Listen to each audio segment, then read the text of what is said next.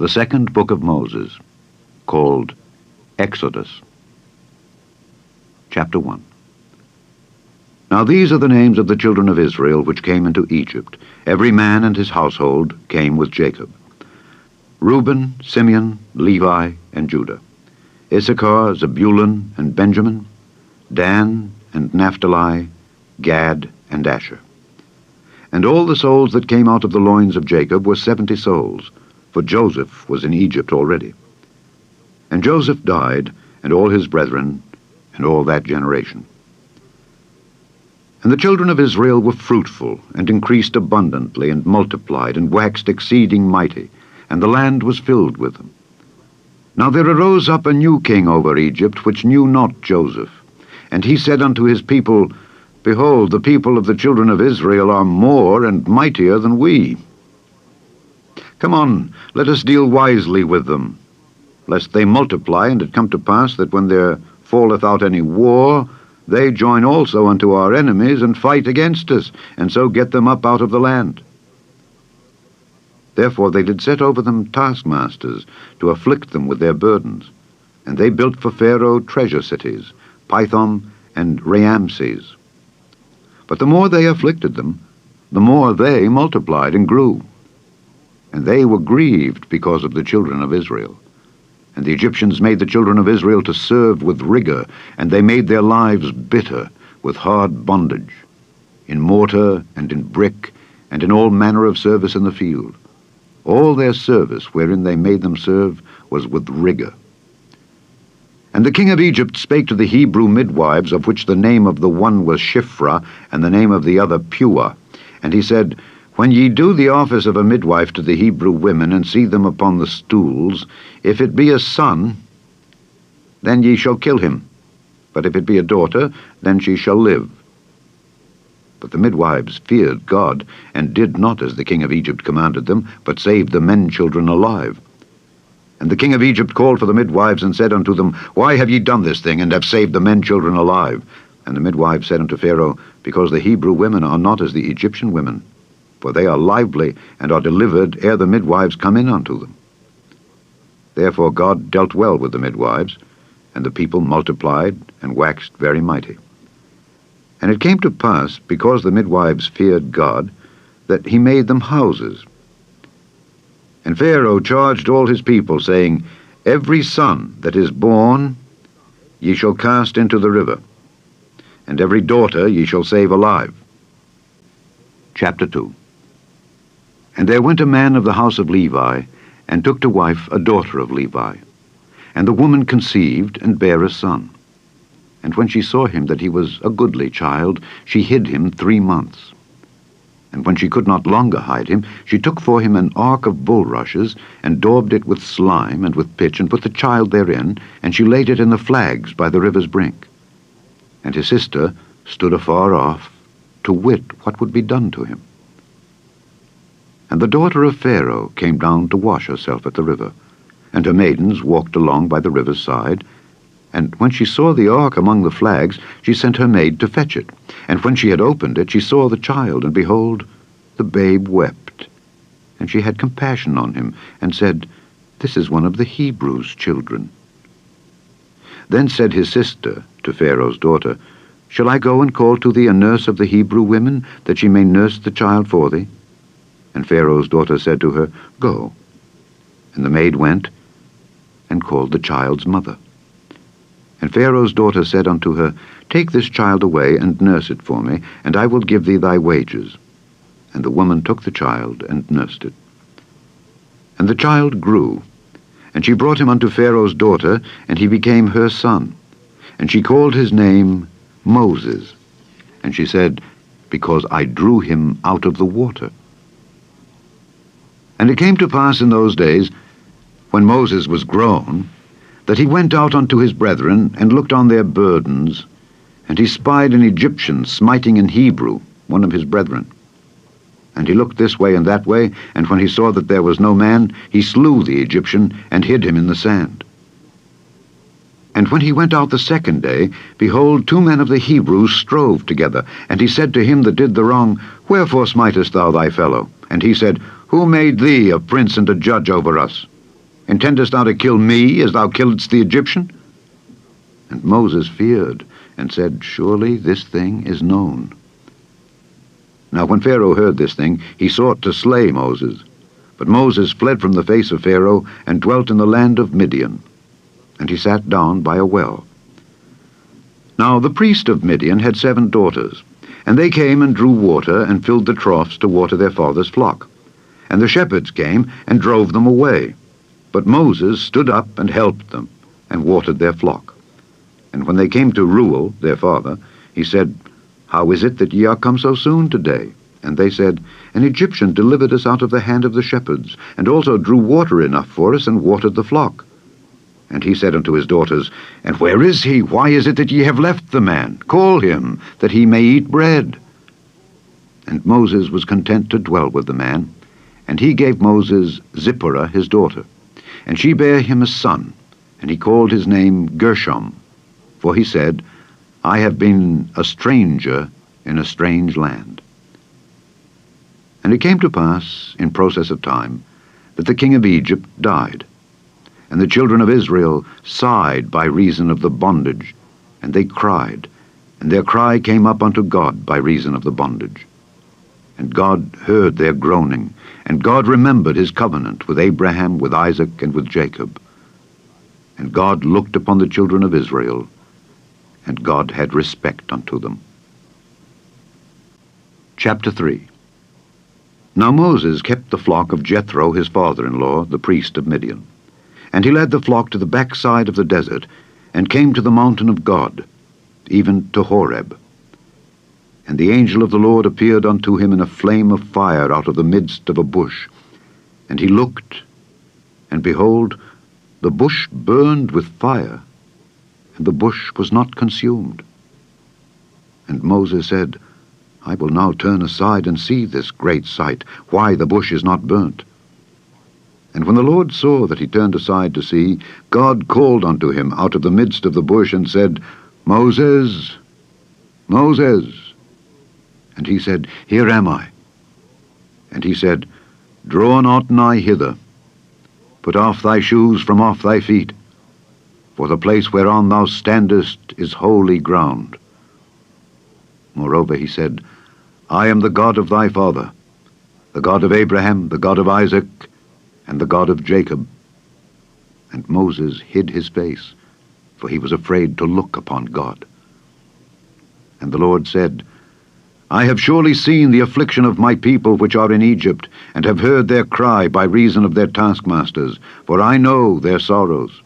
And I am come down to deliver them out of the hand of the Egyptians, and to bring them up out of that land unto a good land, and a large, unto a land flowing with milk and honey, unto the place of the Canaanites, and the Hittites, and the Amorites, and the Perizzites, and the Hivites, and the Jebusites.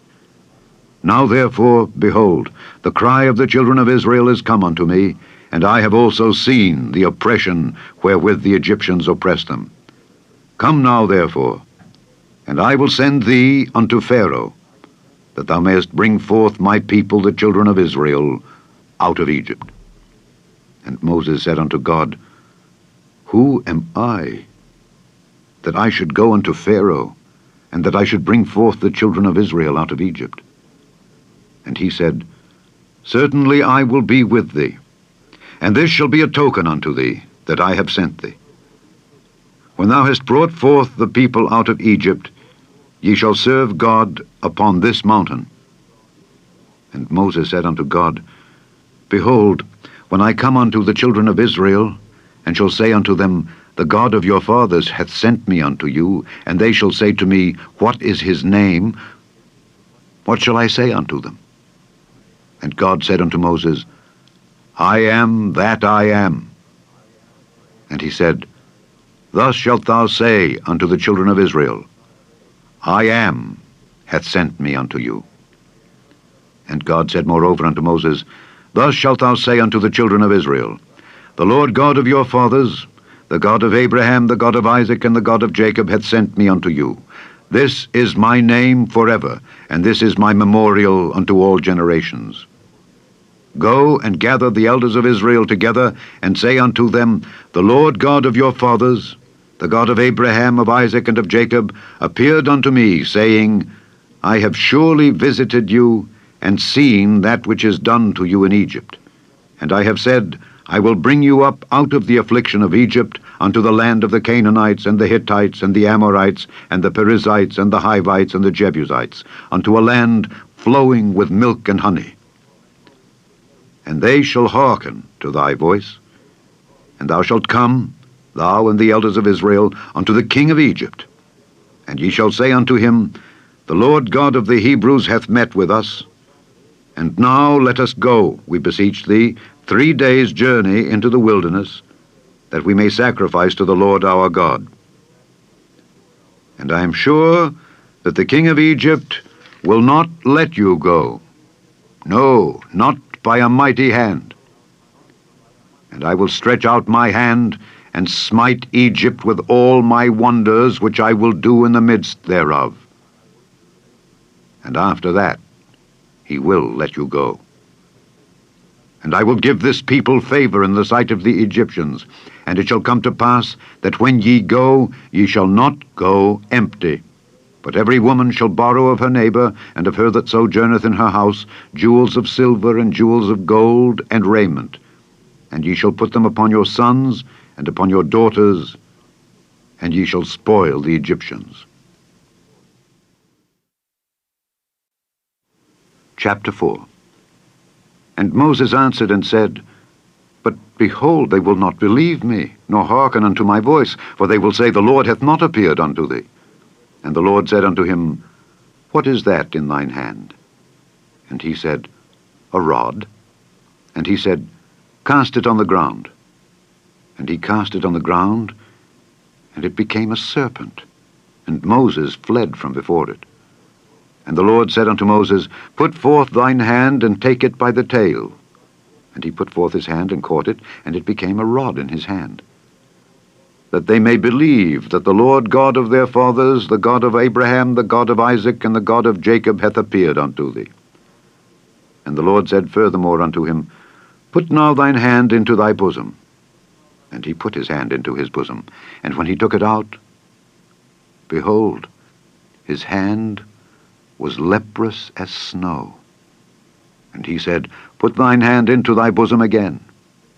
And he put his hand into his bosom again, and plucked it out of his bosom, and behold, it was turned again as his other flesh. And it shall come to pass, if they will not believe thee, neither hearken to the voice of the first sign, that they will believe the voice of the latter sign. And it shall come to pass, if they will not believe also these 2 signs, neither hearken unto thy voice, that thou shalt take of the water of the river, and pour it upon the dry land, and the water which thou takest out of the river shall become blood upon the dry land. And Moses said unto the Lord, O my Lord, I am not eloquent, neither heretofore, nor since thou hast spoken unto thy servant. But I am slow of speech, and of a slow tongue. And the Lord said unto him, Who hath made man's mouth? Or who maketh the dumb, or deaf, or the seeing, or the blind? Have not I, the Lord? Now therefore go, and I will be thy mouth, and teach thee what thou shalt say. And he said, O my Lord, send, I pray thee, by the hand of him whom thou wilt send. And the anger of the Lord was kindled against Moses, and he said, Is not Aaron the Levite thy brother? I know that he can speak well. And also, behold, he cometh forth to meet thee. And when he seeth thee, he will be glad in his heart.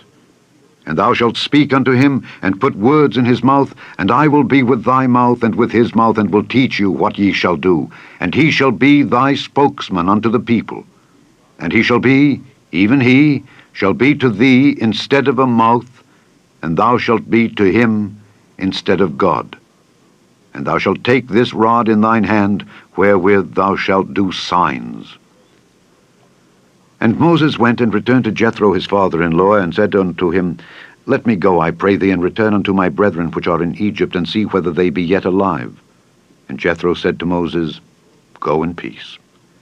And the Lord said unto Moses in Midian, Go, return into Egypt, for all the men are dead which sought thy life. And Moses took his wife and his sons, and set them upon an ass, and he returned to the land of Egypt. And Moses took the rod of God in his hand. And the Lord said unto Moses, When thou goest to return into Egypt, see that thou do all those wonders before Pharaoh which I have put in thine hand. But I will harden his heart, that he shall not let the people go. And thou shalt say unto Pharaoh, Thus saith the Lord, Israel is my son, even my firstborn. And I say unto thee, Let my son go, that he may serve me. And if thou refuse to let him go, behold, I will slay thy son, even thy firstborn. And it came to pass by the way in the inn, that the Lord met him, and sought to kill him. Then Zipporah took a sharp stone, and cut off the foreskin of her son, and cast it at his feet, and said, Surely a bloody husband art thou to me. So he let him go. Then she said, A bloody husband thou art because of the circumcision. And the Lord said to Aaron, Go into the wilderness to meet Moses. And he went, and met him in the mount of God, and kissed him. And Moses told Aaron all the words of the Lord who had sent him, and all the signs which he had commanded him. And Moses and Aaron went and gathered together all the elders of the children of Israel, and Aaron spake all the words which the Lord had spoken unto Moses, and did the signs in the sight of the people. And the people believed. And when they heard that the Lord had visited the children of Israel, and that he had looked upon their affliction, then they bowed their heads and worshipped. Chapter 5. And afterward Moses and Aaron went in and told Pharaoh, Thus saith the Lord God of Israel, Let my people go, that they may hold a feast unto me in the wilderness. And Pharaoh said, Who is the Lord, that I should obey his voice to let Israel go? I know not the Lord, neither will I let Israel go. And they said, The God of the Hebrews hath met with us. Let us go, we pray thee, 3 days' journey into the desert, and sacrifice unto the Lord our God, lest he fall upon us with pestilence, or with the sword. And the king of Egypt said unto them, Wherefore do ye, Moses and Aaron, let the people from their works? Get you unto your burdens. And Pharaoh said, Behold, the people of the land now are many, and ye make them rest from their burdens. And Pharaoh commanded the same day the taskmasters of the people and their officers, saying, Ye shall no more give the people straw to make brick as heretofore. Let them go and gather straw for themselves. And the tale of the bricks which they did make heretofore, ye shall lay upon them. Ye shall not diminish aught thereof, for they be idle. Therefore they cry, saying, Let us go and sacrifice to our God. Let there more work be laid upon the men, that they may labor therein. And let them not regard vain words. And the taskmasters of the people went out, and their officers, and they spake to the people, saying, Thus saith Pharaoh, I will not give you straw. Go ye, get you straw where ye can find it. Yet not aught of your work shall be diminished. So the people were scattered abroad throughout all the land of Egypt to gather stubble instead of straw. And the taskmasters hasted them, saying, Fulfill your works, your daily tasks, as when there was straw. And the officers of the children of Israel, which Pharaoh's taskmasters had set over them, were beaten, and demanded, Wherefore have ye not fulfilled your task in making brick, both yesterday and today as heretofore? Then the officers of the children of Israel came and cried unto Pharaoh, saying, Wherefore dealest thou thus with thy servants? There is no straw given unto thy servants, and they say to us, Make brick, and behold, thy servants are beaten. But the fault is in thine own people. But he said, Ye are idle, ye are idle. Therefore ye say, Let us go and do sacrifice to the Lord. Go therefore now and work, for there shall no straw be given you, yet shall ye deliver the tale of bricks. And the officers of the children of Israel did see that they were in evil case, after it was said, Ye shall not diminish aught from your bricks of your daily task. And they met Moses and Aaron, who stood in the way as they came forth from Pharaoh, and they said unto them, The Lord look upon you and judge, because ye have made our savour to be abhorred in the eyes of Pharaoh and in the eyes of his servants, to put a sword in their hand to slay us. And Moses returned unto the Lord, and said, Lord, wherefore hast thou so evil entreated this people? Why is it that thou hast sent me? For since I came to Pharaoh to speak in thy name, he hath done evil to this people. neither hast thou delivered thy people at all. Chapter 6. Then the Lord said unto Moses, Now shalt thou see what I will do to Pharaoh. For with a strong hand shall he let them go, and with a strong hand shall he drive them out of his land. And God spake unto Moses, and said unto him, I am the Lord, and I appeared unto Abraham, unto Isaac, and unto Jacob, by the name of God Almighty. But by my name Jehovah was I not known to them. And I have also established my covenant with them, to give them the land of Canaan, the land of their pilgrimage, wherein they were strangers. And I have also heard the groaning of the children of Israel, whom the Egyptians keep in bondage, and I have remembered my covenant.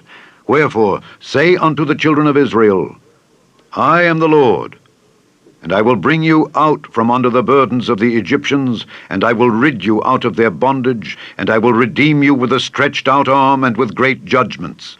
And I will take you to me for a people, and I will be to you a God. And ye shall know that I am the Lord your God, which bringeth you out from under the burdens of the Egyptians. And I will bring you in unto the land concerning the which I did swear to give it to Abraham, to Isaac, and to Jacob. And I will give it you for an heritage. I am the Lord.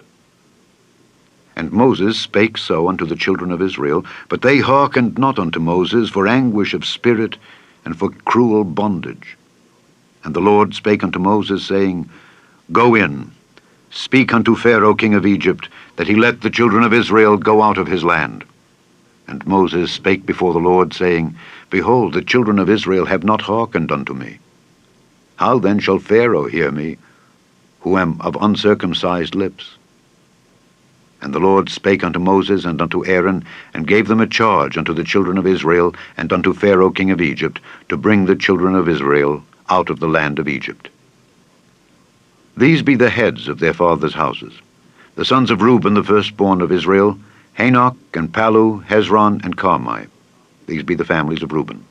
And the sons of Simeon, Jemuel, and Jamin, and Ohad, and Jachin, and Zohar, and Shael, the son of a Canaanitish woman. These are the families of Simeon. And these are the names of the sons of Levi according to their generations, Gershon, and Kohath, and Merari, and the years of the life of Levi were 137 years. The sons of Gershon, Libni, and Shimei according to their families. And the sons of Kohath, Amram, and Izhar, and Hebron, and Uzziel. And the years of the life of Kohath were 133 years. And the sons of Merari, Mahali, and Mushi. These are the families of Levi according to their generations. And Amram took him Jochebed, his father's sister, to wife, and she bare him Aaron and Moses. And the years of the life of Amram were 137 years. And the sons of Izhar, Korah, and Nepheg, and Zichri. And the sons of Uzziel, Mishael, and Elzaphan, and Zithri.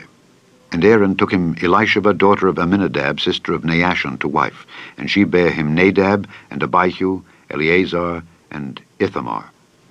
And the sons of Korah, Aser, and Elkanah, and Abiasaph. These are the families of the Korahites. And Eleazar, Aaron's son, took him one of the daughters of Putiel to wife, and she bare him Phinehas. These are the heads of the fathers of the Levites according to their families. These are that Aaron and Moses, to whom the Lord said, Bring out the children of Israel from the land of Egypt according to their armies. These are they which spake to Pharaoh, king of Egypt, to bring out the children of Israel from Egypt. These are that Moses and Aaron. And it came to pass on the day when the Lord spake unto Moses in the land of Egypt, that the Lord spake unto Moses, saying, I am the Lord. Speak thou unto Pharaoh, king of Egypt, all that I say unto thee. And Moses said before the Lord, Behold, I am of uncircumcised lips, and how shall Pharaoh hearken unto me? Chapter 7. And the Lord said unto Moses, See, I have made thee a god to Pharaoh, and Aaron thy brother shall be thy prophet. Thou shalt speak all that I command thee. And Aaron thy brother shall speak unto Pharaoh, that he send the children of Israel out of his land. And I will harden Pharaoh's heart, and multiply my signs and my wonders in the land of Egypt. But Pharaoh shall not hearken unto you, that I may lay my hand upon Egypt, and bring forth mine armies and my people, the children of Israel, out of the land of Egypt by great judgments. And the Egyptians shall know that I am the Lord, when I stretch forth mine hand upon Egypt, and bring out the children of Israel from among them. And Moses and Aaron did as the Lord commanded them. So did they. And Moses was 80 years old, and Aaron 83 years old, when they spake unto Pharaoh. And the Lord spake unto Moses and unto Aaron, saying, When Pharaoh shall speak unto you, saying, Show a miracle for you, then thou shalt say unto Aaron, Take thy rod, and cast it before Pharaoh, and it shall become a serpent. And Moses and Aaron went in unto Pharaoh, and they did so as the Lord had commanded. And Aaron cast down his rod before Pharaoh and before his servants, and it became a serpent. Then Pharaoh also called the wise men and the sorcerers. Now the magicians of Egypt, they also did in like manner with their enchantments, for they cast down every man his rod, and they became serpents. But Aaron's rod swallowed up their rods. And he hardened Pharaoh's heart, that he hearkened not unto them, as the Lord had said. And the Lord said unto Moses, Pharaoh's heart is hardened, he refuseth to let the people go. Get thee unto Pharaoh in the morning. Lo, he goeth out unto the water, and thou shalt stand by the river's brink against he come. And the rod which was turned to a serpent shalt thou take in thine hand. And thou shalt say unto him, The Lord God of the Hebrews hath sent me unto thee, saying, Let my people go, that they may serve me in the wilderness. And behold, hitherto thou wouldest not hear. Thus saith the Lord, In this thou shalt know that I am the Lord. Behold, I will smite with the rod that is in mine hand upon the waters which are in the river, and they shall be turned to blood. And the fish that is in the river shall die, and the river shall stink, and the Egyptians shall loathe to drink of the water of the river. And the Lord spake unto Moses, Say unto Aaron, Take thy rod, and stretch out thine hand upon the waters of Egypt, upon their streams, upon their rivers, and upon their ponds, and upon all their pools of water, that they may become blood, and that there may be blood throughout all the land of Egypt, both in vessels of wood and in vessels of stone. And Moses and Aaron did so as the Lord commanded.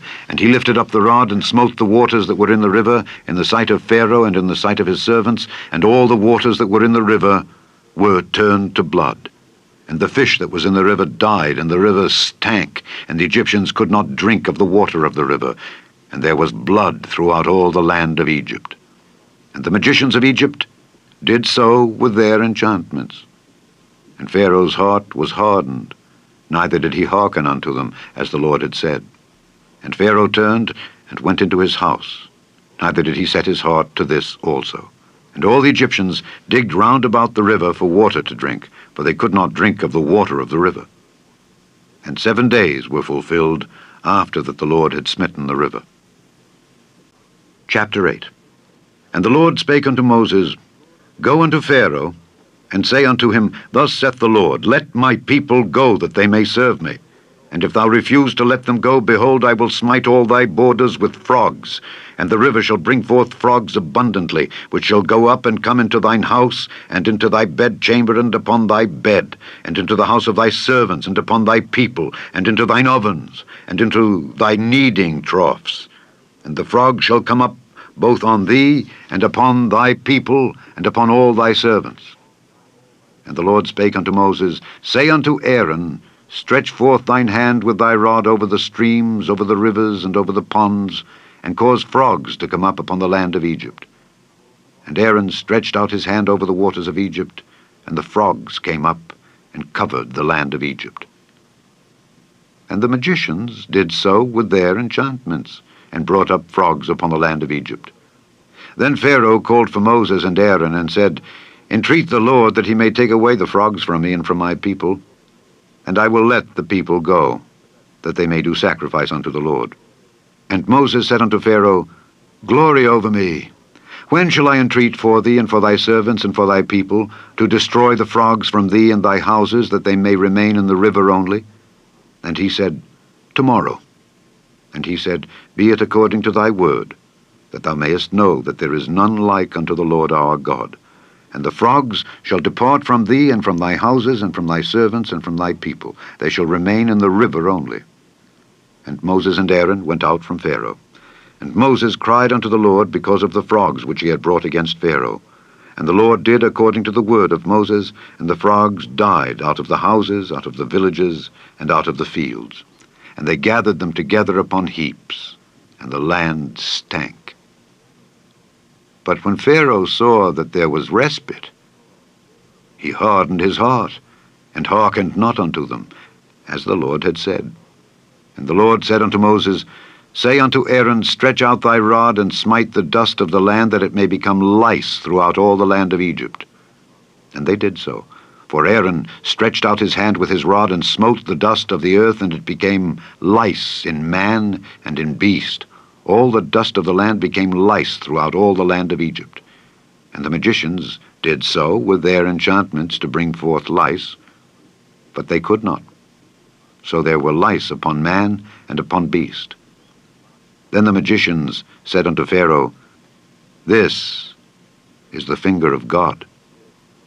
And Pharaoh's heart was hardened, and he hearkened not unto them, as the Lord had said. And the Lord said unto Moses, Rise up early in the morning, and stand before Pharaoh. Lo, he cometh forth to the water. And say unto him, Thus saith the Lord, Let my people go, that they may serve me.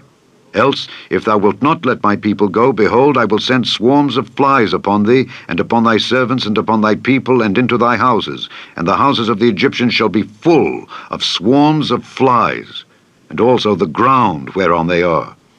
And I will sever in that day the land of Goshen, in which my people dwell, that no swarms of flies shall be there, to the end thou mayest know that I am the Lord in the midst of the earth.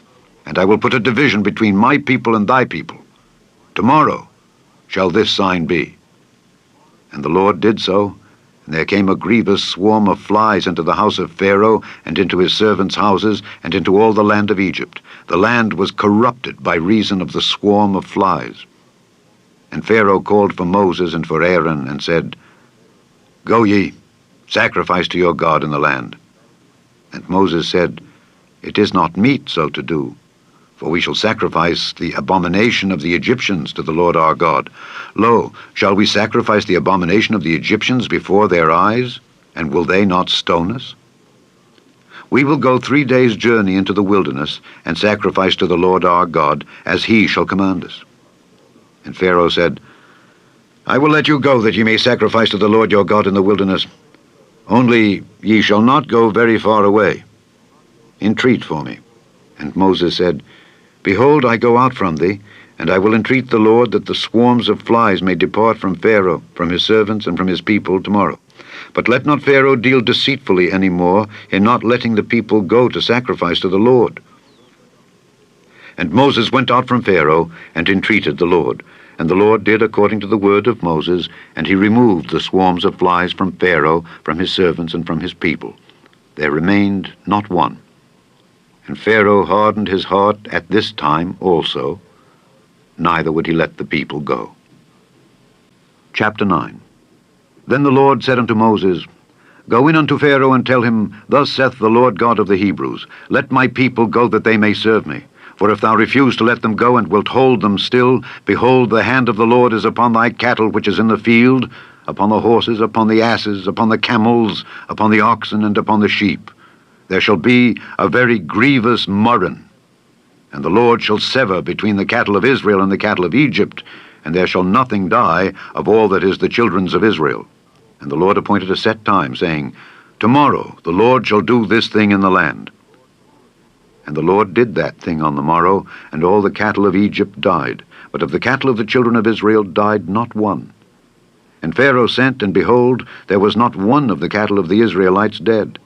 And the heart of Pharaoh was hardened, and he did not let the people go. And the Lord said unto Moses and unto Aaron, Take 2 you handfuls of ashes of the furnace, and let Moses sprinkle it toward the heaven in the sight of Pharaoh, and it shall become small dust in all the land of Egypt, and shall be a boil breaking forth with blains upon man and upon beast throughout all the land of Egypt.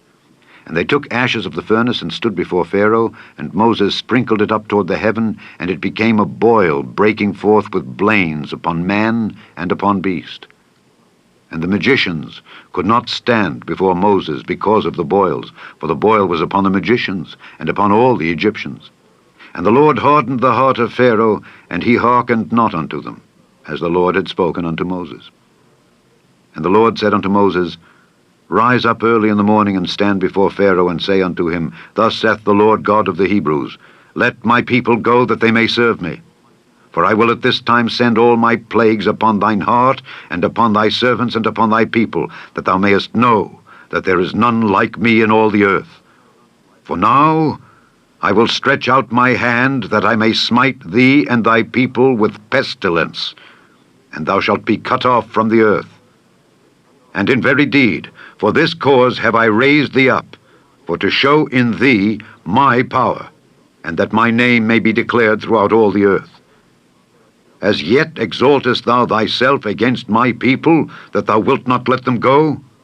Behold, tomorrow, about this time, I will cause it to rain a very grievous hail, such as hath not been in Egypt since the foundation thereof, even until now. Send therefore now, and gather thy cattle and all that thou hast in the field, for upon every man and beast which shall be found in the field, and shall not be brought home, the hail shall come down upon them, and they shall die. He that feared the word of the Lord among the servants of Pharaoh made his servants and his cattle flee into the houses, and he that regarded not the word of the Lord left his servants and his cattle in the field. And the Lord said unto Moses, Stretch forth thine hand toward heaven, that there may be hail in all the land of Egypt, upon man, and upon beast, and upon every herb of the field throughout the land of Egypt. And Moses stretched forth his rod toward heaven, and the Lord sent thunder and hail, and the fire ran along upon the ground, and the Lord rained hail upon the land of Egypt. So there was hail, and fire mingled with the hail, very grievous, such as there was none like it in all the land of Egypt since it became a nation. And the hail smote throughout all the land of Egypt all that was in the field, both man and beast. And the hail smote every herb of the field, and brake every tree of the field. Only in the land of Goshen, where the children of Israel were, was there no hail. And Pharaoh sent and called for Moses and Aaron, and said unto them, I have sinned this time. The Lord is righteous, and I and my people are wicked. Entreat the Lord, for it is enough, that there be no more mighty thunderings and hail. And I will let you go, and ye shall stay no longer. And Moses said unto him, As soon as I am gone out of the city, I will spread abroad my hands unto the Lord, and the thunder shall cease, neither shall there be any more hail, that thou mayest know how that the earth is the Lord's. But as for thee and thy servants, I know that ye will not yet fear the Lord God. And the flax and the barley was smitten, for the barley was in the ear, and the flax was bold. But the wheat and the rye were not smitten, for they were not grown up. And Moses went out of the city from Pharaoh, and spread abroad his hands unto the Lord. And the thunders and hail ceased, and the rain was not poured upon the earth. And when Pharaoh saw that the rain and the hail and the thunders were ceased, he sinned yet more, and hardened his heart, he and his servants. And the heart of Pharaoh was hardened, neither would he let the children of Israel go, as the Lord had spoken by Moses. Chapter 10. And the Lord said unto Moses, Go in unto Pharaoh, for I have hardened his heart and the heart of his servants, that I might show these my signs before him, and that thou mayest tell in the ears of thy son and of thy son's son what things I have wrought in Egypt, and my signs which I have done among them, that ye may know how that I am the Lord. And Moses and Aaron came in unto Pharaoh, and said unto him, Thus saith the Lord God of the Hebrews, How long wilt thou refuse to humble thyself before me? Let my people go, that they may serve me. Else, if thou refuse to let my people go, behold, tomorrow will I bring the locusts into thy coast, and they shall cover the face of the earth, that one cannot be able to see the earth. And they shall eat the residue of that which is escaped, which remaineth unto you from the hail, and shall eat every tree which groweth for you out of the field. And they shall fill thy houses, and the houses of all thy servants, and the houses of all the Egyptians, which neither thy fathers nor thy fathers' fathers have seen, since the day that they were upon the earth unto this day. And he turned himself, and went out from Pharaoh. And Pharaoh's servants said unto him, How long shall this man be a snare unto us? Let the men go, that they may serve the Lord their God. Knowest thou not yet that Egypt is destroyed? And Moses and Aaron were brought again unto Pharaoh, and he said unto them, Go, serve the Lord your God. But who are they that shall go? And Moses said, We will go with our young and with our old, with our sons and with our daughters, with our flocks and with our herds will we go, for we must hold a feast unto the Lord. And he said unto them, Let the Lord be so with you as I will let you go and your little ones. Look to it, for evil is before you. Not so. Go now, ye that are men, and serve the Lord, for that ye did desire. And they were driven out from Pharaoh's presence. And the Lord said unto Moses, Stretch out thine hand over the land of Egypt for the locusts, that they may come up upon the land of Egypt and eat every herb of the land, even all that the hail hath left. And Moses stretched forth his rod over the land of Egypt, and the Lord brought an east wind upon the land all that day and all that night. And when it was morning, the east wind brought the locusts. And the locusts went up over all the land of Egypt, and rested in all the coasts of Egypt. Very grievous were they. Before them there were no such locusts as they, neither after them shall be such. For they covered the face of the whole earth, so that the land was darkened. And they did eat every herb of the land, and all the fruit of the trees which the hail had left. And there remained not any green thing in the trees or in the herbs of the field throughout all the land of Egypt. Then Pharaoh called for Moses and Aaron in haste, and he said, I have sinned against the Lord your God and against you. Now therefore forgive, I pray thee, my sin, only this once, and entreat the Lord your God that he may take away from me this death only. And he went out from Pharaoh and entreated the Lord. And the Lord turned a mighty strong west wind, which took away the locusts, and cast them into the Red Sea. There remained not one locust in all the coasts of Egypt. But the Lord hardened Pharaoh's heart, so that he would not let the children of Israel go. And the Lord said unto Moses, Stretch out thine hand toward heaven, that there may be darkness over the land of Egypt, even darkness which may be felt. And Moses stretched forth his hand toward heaven, and there was a thick darkness in all the land of Egypt 3 days. They saw not one another, neither rose any from his place for 3 days. But all the children of Israel had light in their dwellings. And Pharaoh called unto Moses and said, Go ye, serve the Lord. Only let your flocks and your herds be stayed. Let your little ones also go with you. And Moses said, Thou must give us also sacrifices and burnt offerings, that we may sacrifice unto the Lord our God. Our cattle also shall go with us. There shall not an hoof be left behind. For thereof must we take to serve the Lord our God, and we know not with what we must serve the Lord until we come thither. But the Lord hardened Pharaoh's heart, and he would not let them go. And Pharaoh said unto him, Get thee from me, take heed to thyself, see my face no more, for in that day thou seest my face, thou shalt die. And Moses said, Thou hast spoken well. I will see thy face again no more. Chapter 11. And the Lord said unto Moses, Yet will I bring one plague more upon Pharaoh and upon Egypt. Afterwards he will let you go hence. When he shall let you go, he shall surely thrust you out hence altogether. Speak now in the ears of the people, and let every man borrow of his neighbor, and every woman of her neighbor, jewels of silver and jewels of gold. And the Lord gave the people favor in the sight of the Egyptians. Moreover, the man Moses was very great in the land of Egypt, in the sight of Pharaoh's servants, and in the sight of the people. And Moses said, Thus saith the Lord, About midnight will I go out into the midst of Egypt, and all the firstborn in the land of Egypt shall die, from the firstborn of Pharaoh that sitteth upon his throne, even unto the firstborn of the maidservant that is behind the mill, and all the firstborn of beasts. And there shall be a great cry throughout all the land of Egypt, such as there was none like it, nor shall be like it any more. But against any of the children of Israel shall not a dog move his tongue against man or beast, that ye may know how that the Lord doth put a difference between the Egyptians and Israel. And all these thy servants shall come down unto me, and bow down themselves unto me, saying, Get thee out, and all the people that follow thee. And after that I will go out. And he went out from Pharaoh in a great anger. And the Lord said unto Moses, Pharaoh shall not hearken unto you, that my wonders may be multiplied in the land of Egypt. And Moses and Aaron did all these wonders before Pharaoh. And the Lord hardened Pharaoh's heart, so that he would not let the children of Israel go out of his land. Chapter 12. And the Lord spake unto Moses and Aaron in the land of Egypt, saying, This month shall be unto you the beginning of months. It shall be the first month of the year to you.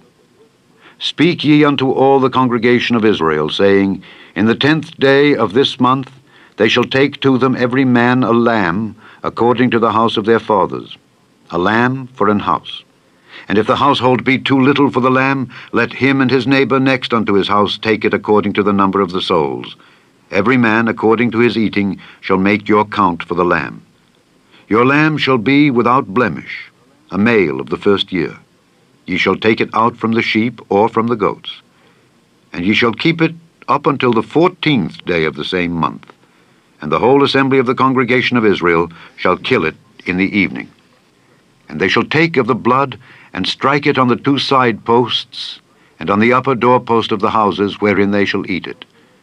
And they shall eat the flesh in that night, roast with fire, and unleavened bread, and with bitter herbs they shall eat it. Eat not of it raw, nor sodden at all with water, but roast with fire, his head with his legs, and with the purtenance thereof. And ye shall let nothing of it remain until the morning, and that which remaineth of it until the morning ye shall burn with fire. And thus shall ye eat it, with your loins girded, your shoes on your feet, and your staff in your hand. And ye shall eat it in haste. It is the Lord's Passover. For I will pass through the land of Egypt this night, and will smite all the firstborn in the land of Egypt, both man and beast, and against all the gods of Egypt I will execute judgment. I am the Lord. And the blood shall be to you for a token upon the houses where ye are. And when I see the blood, I will pass over you, and the plague shall not be upon you to destroy you when I smite the land of Egypt. And this day shall be unto you for a memorial, and ye shall keep it a feast to the Lord throughout your generations. Ye shall keep it a feast by an ordinance forever. 7 days shall ye eat unleavened bread. Even the first day ye shall put away leaven out of your houses. For whosoever eateth leavened bread from the first day until the 7th day, that soul shall be cut off from Israel. And in the first day there shall be an holy convocation, and in the 7th day there shall be an holy convocation to you. No manner of work shall be done in them, save that which every man must eat, that only may be done of you. And ye shall observe the feast of unleavened bread. For in this selfsame day have I brought your armies out of the land of Egypt. Therefore shall ye observe this day in your generations by an ordinance forever. In the 1st month, on the 14th day of the month, at even, ye shall eat unleavened bread, until the 21st day of the month at even.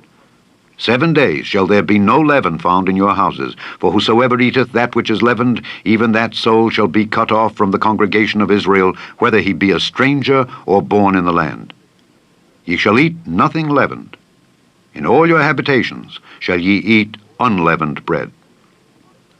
Then Moses called for all the elders of Israel, and said unto them, Draw out and take you a lamb according to your families, and kill the Passover.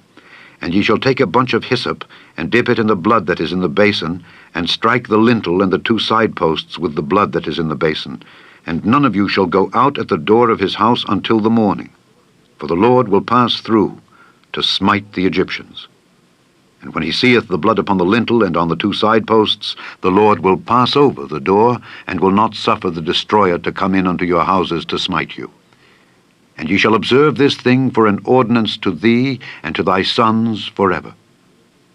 And it shall come to pass, when ye be come to the land which the Lord will give you, according as he hath promised, that ye shall keep this service. And it shall come to pass, when your children shall say unto you, What mean ye by this service? That ye shall say, It is the sacrifice of the Lord's Passover.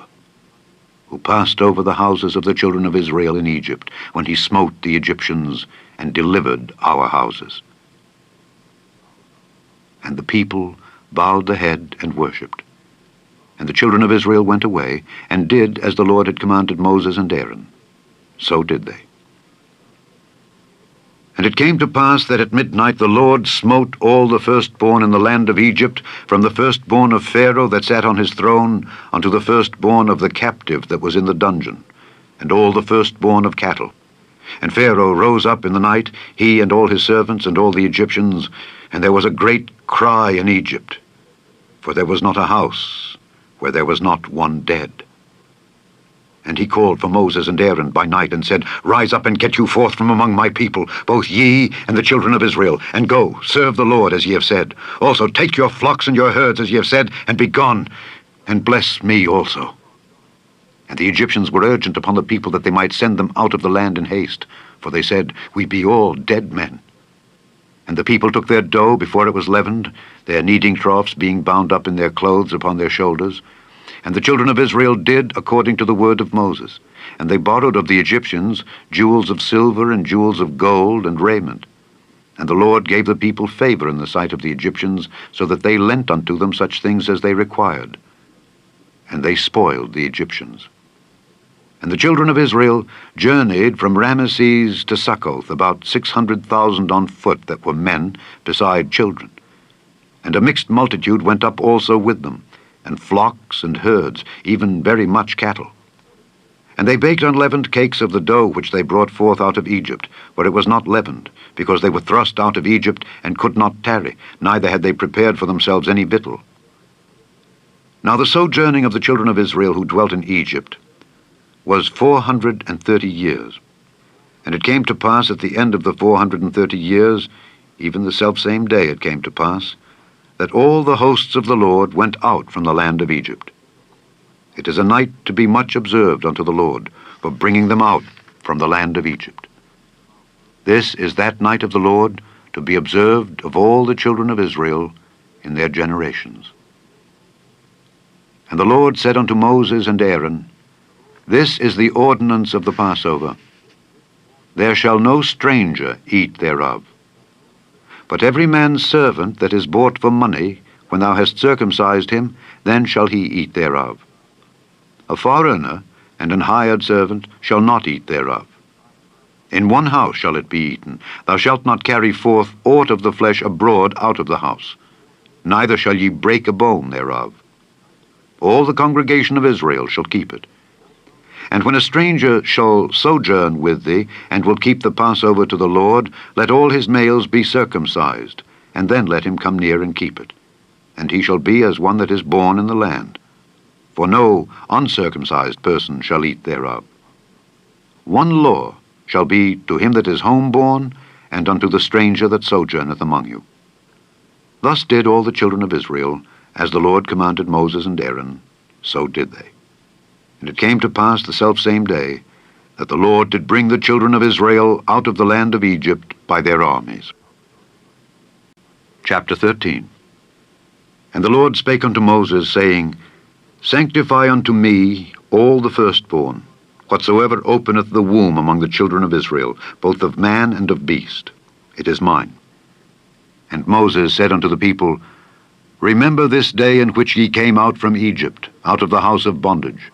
For by strength of hand the Lord brought you out from this place. There shall no leavened bread be eaten. This day came ye out in the month Abib.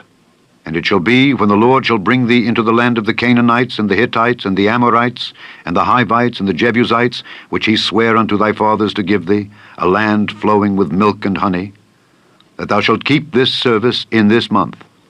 7 days thou shalt eat unleavened bread, and in the 7th day shall be a feast to the Lord. Unleavened bread shall be eaten 7 days, and there shall no leavened bread be seen with thee, neither shall there be leaven seen with thee in all thy quarters. And thou shalt show thy son in that day, saying, This is done, because of that which the Lord did unto me, when I came forth out of Egypt. And it shall be for a sign unto thee upon thine hand, and for a memorial between thine eyes, that the Lord's law may be in thy mouth. For with a strong hand hath the Lord brought thee out of Egypt. Thou shalt therefore keep this ordinance in his season from year to year. And it shall be, when the Lord shall bring thee into the land of the Canaanites, as he sware unto thee and to thy fathers, and shall give it thee, that thou shalt set apart unto the Lord all that openeth the matrix, and every firstling that cometh of a beast which thou hast. The male shall be the Lord's. And every firstling of an ass thou shalt redeem with a lamb, and if thou wilt not redeem it, then thou shalt break his neck. And all the firstborn of man among thy children shalt thou redeem. And it shall be, when thy son asketh thee in time to come, saying, What is this? That thou shalt say unto him, By strength of hand the Lord brought us out from Egypt, from the house of bondage. And it came to pass, when Pharaoh would hardly let us go, that the Lord slew all the firstborn in the land of Egypt, both the firstborn of man and the firstborn of beast. Therefore I sacrifice to the Lord all that openeth the matrix, being males. But all the firstborn of my children I redeem. And it shall be for a token upon thine hand, and for frontlets between thine eyes. For by strength of hand the Lord brought us forth out of Egypt. And it came to pass, when Pharaoh had let the people go, that God led them not through the way of the land of the Philistines, although that was near. For God said, Lest peradventure the people repent when they see war, and they return to Egypt. But God led the people about through the way of the wilderness of the Red Sea, and the children of Israel went up harnessed out of the land of Egypt. And Moses took the bones of Joseph with him, for he had straitly sworn the children of Israel, saying, God will surely visit you, and ye shall carry up my bones away hence with you. And they took their journey from Succoth, and encamped in Etham, in the edge of the wilderness. And the Lord went before them by day in a pillar of a cloud to lead them the way, and by night in a pillar of fire to give them light, to go by day and night. He took not away the pillar of the cloud by day, nor the pillar of fire by night from before the people. Chapter 14. And the Lord spake unto Moses, saying, Speak unto the children of Israel, that they turn and encamp before Pihahiroth, between Migdol and the sea, over against Baal-zephon. Before it shall ye encamp by the sea. For Pharaoh will say of the children of Israel, They are entangled in the land, the wilderness hath shut them in. And I will harden Pharaoh's heart, that he shall follow after them, and I will be honored upon Pharaoh and upon all his host, that the Egyptians may know that I am the Lord. And they did so. And it was told the king of Egypt that the people fled, and the heart of Pharaoh and of his servants was turned against the people, and they said, Why have we done this, that we have let Israel go from serving us? And he made ready his chariot, and took his people with him. And he took 600 chosen chariots, and all the chariots of Egypt, and captains over every one of them. And the Lord hardened the heart of Pharaoh king of Egypt, and he pursued after the children of Israel, and the children of Israel went out with an high hand. But the Egyptians pursued after them, all the horses and chariots of Pharaoh, and his horsemen and his army, and overtook them encamping by the sea, beside Pihahiroth, before Baal-zephon. And when Pharaoh drew nigh, the children of Israel lifted up their eyes, and behold, the Egyptians marched after them, and they were sore afraid, and the children of Israel cried out unto the Lord. And they said unto Moses, Because there were no graves in Egypt, hast thou taken us away to die in the wilderness? Wherefore hast thou dealt thus with us, to carry us forth out of Egypt? Is not this the word that we did tell thee in Egypt, saying, Let us alone, that we may serve the Egyptians? For it had been better for us to serve the Egyptians, than that we should die in the wilderness. And Moses said unto the people, Fear ye not, stand still, and see the salvation of the Lord, which he will show to you today. For the Egyptians whom ye have seen today, ye shall see them again no more forever. The Lord shall fight for you, and ye shall hold your peace. And the Lord said unto Moses, Wherefore criest thou unto me? Speak unto the children of Israel, that they go forward.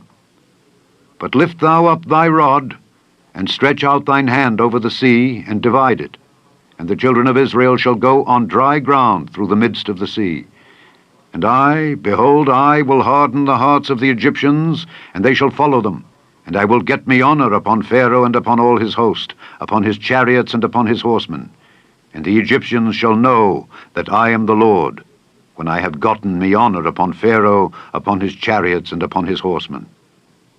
And the angel of God which went before the camp of Israel removed and went behind them, and the pillar of the cloud went from before their face and stood behind them. And it came between the camp of the Egyptians and the camp of Israel, and it was a cloud and darkness to them, but it gave light by night to these, so that the one came not near the other all the night. And Moses stretched out his hand over the sea, and the Lord caused the sea to go back by a strong east wind all that night, and made the sea dry land, and the waters were divided. And the children of Israel went into the midst of the sea upon the dry ground. And the waters were a wall unto them on their right hand and on their left. And the Egyptians pursued, and went in after them to the midst of the sea, even all Pharaoh's horses, his chariots, and his horsemen.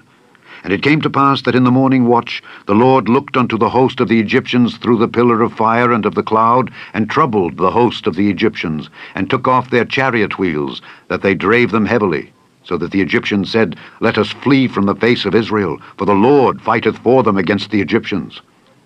And the Lord said unto Moses, Stretch out thine hand over the sea, that the waters may come again upon the Egyptians, upon their chariots and upon their horsemen. And Moses stretched forth his hand over the sea, and the sea returned to his strength when the morning appeared, and the Egyptians fled against it. And the Lord overthrew the Egyptians in the midst of the sea, and the waters returned and covered the chariots and the horsemen, and all the host of Pharaoh that came into the sea after them. There remained not so much as one of them. But the children of Israel walked upon dry land in the midst of the sea, and the waters were a wall unto them on their right hand and on their left.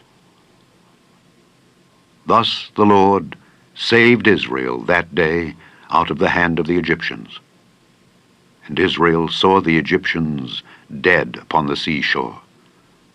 And Israel saw that great work which the Lord did upon the Egyptians, and the people feared the Lord, and believed the Lord and his servant Moses. Chapter 15. Then sang Moses and the children of Israel this song unto the Lord, and spake, saying, I will sing unto the Lord, for he hath triumphed gloriously. The horse and his rider hath he thrown into the sea. The Lord is my strength and song, and he is become my salvation. He is my God, and I will prepare him an habitation, my father's God, and I will exalt him. The Lord is a man of war. The Lord is his name. Pharaoh's chariots and his host hath he cast into the sea. His chosen captains also are drowned in the Red Sea. The depths have covered them. They sank into the bottom as a stone. Thy right hand, O Lord, is become glorious in power. Thy right hand, O Lord, hath dashed in pieces the enemy.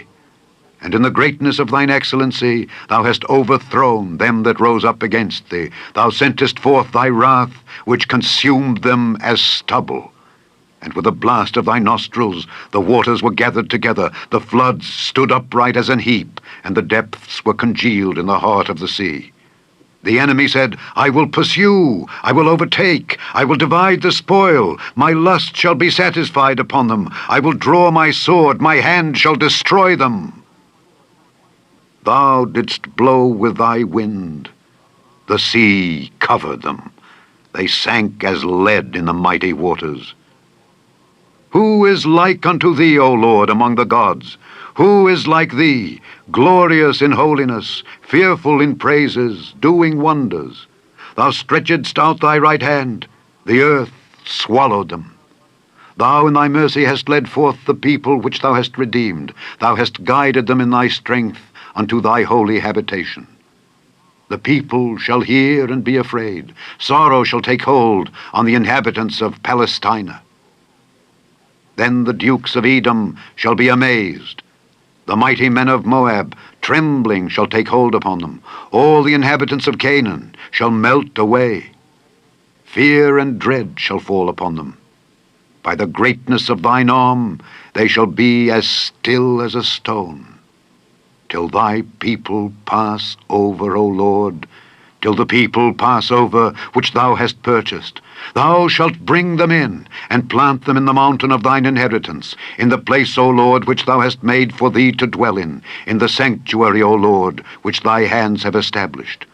The Lord shall reign forever and ever. For the horse of Pharaoh went in with his chariots and with his horsemen into the sea, and the Lord brought again the waters of the sea upon them. But the children of Israel went on dry land in the midst of the sea. And Miriam the prophetess, the sister of Aaron, took a timbrel in her hand, and all the women went out after her with timbrels and with dances. And Miriam answered them, Sing ye to the Lord, for he hath triumphed gloriously. The horse and his rider hath he thrown into the sea. So Moses brought Israel from the Red Sea, and they went out into the wilderness of Shur. And they went 3 days in the wilderness, and found no water. And when they came to Merah, they could not drink of the waters of Merah, for they were bitter. Therefore the name of it was called Merah. And the people murmured against Moses, saying, What shall we drink? And he cried unto the Lord, and the Lord showed him a tree, which when he had cast into the waters were made sweet. There he made for them a statute and an ordinance, and there he proved them, and said, If thou wilt diligently hearken to the voice of the Lord thy God, and wilt do that which is right in his sight, and wilt give ear to his commandments, and keep all his statutes, I will put none of these diseases upon thee, which I have brought upon the Egyptians. For I am the Lord that healeth thee. And they came to Elim, where were 12 wells of water, and 70 palm trees, and they encamped there by the waters. Chapter 16. And they took their journey from Elim, and all the congregation of the children of Israel came unto the wilderness of Sin, which is between Elim and Sinai, on the 15th day of the 2nd month after their departing out of the land of Egypt. And the whole congregation of the children of Israel murmured against Moses and Aaron in the wilderness. And the children of Israel said unto them, Would to God we had died by the hand of the Lord in the land of Egypt, when we sat by the flesh pots, and when we did eat bread to the full. For ye have brought us forth into this wilderness, to kill this whole assembly with hunger. Then said the Lord unto Moses, Behold, I will rain bread from heaven for you, and the people shall go out and gather a certain rate every day, that I may prove them whether they will walk in my law or no. And it shall come to pass that on the 6th day they shall prepare that which they bring in, and it shall be twice as much as they gather daily. And Moses and Aaron said unto all the children of Israel, At even then ye shall know that the Lord hath brought you out from the land of Egypt. And in the morning then ye shall see the glory of the Lord, for that he heareth your murmurings against the Lord. And what are we, that ye murmur against us? And Moses said, This shall be, when the Lord shall give you in the evening flesh to eat, and in the morning bread to the full, for that the Lord heareth your murmurings which ye murmur against him. And what are we? Your murmurings are not against us, but against the Lord. And Moses spake unto Aaron, Say unto all the congregation of the children of Israel, Come near before the Lord, for he hath heard your murmurings. And it came to pass, as Aaron spake unto the whole congregation of the children of Israel, that they looked toward the wilderness, and behold, the glory of the Lord appeared in the cloud. And the Lord spake unto Moses, saying, I have heard the murmurings of the children of Israel. Speak unto them, saying, At even ye shall eat flesh, and in the morning ye shall be filled with bread, and ye shall know that I am the Lord your God. And it came to pass that at even the quails came up and covered the camp. And in the morning the dew lay round about the host. And when the dew that lay was gone up, behold, upon the face of the wilderness there lay a small round thing, as small as the hoarfrost on the ground. And when the children of Israel saw it, they said one to another, It is manna, for they wist not what it was. And Moses said unto them, This is the bread which the Lord hath given you to eat. This is the thing which the Lord hath commanded. Gather of it every man according to his eating, an omer for every man according to the number of your persons. Take ye every man for them which are in his tents.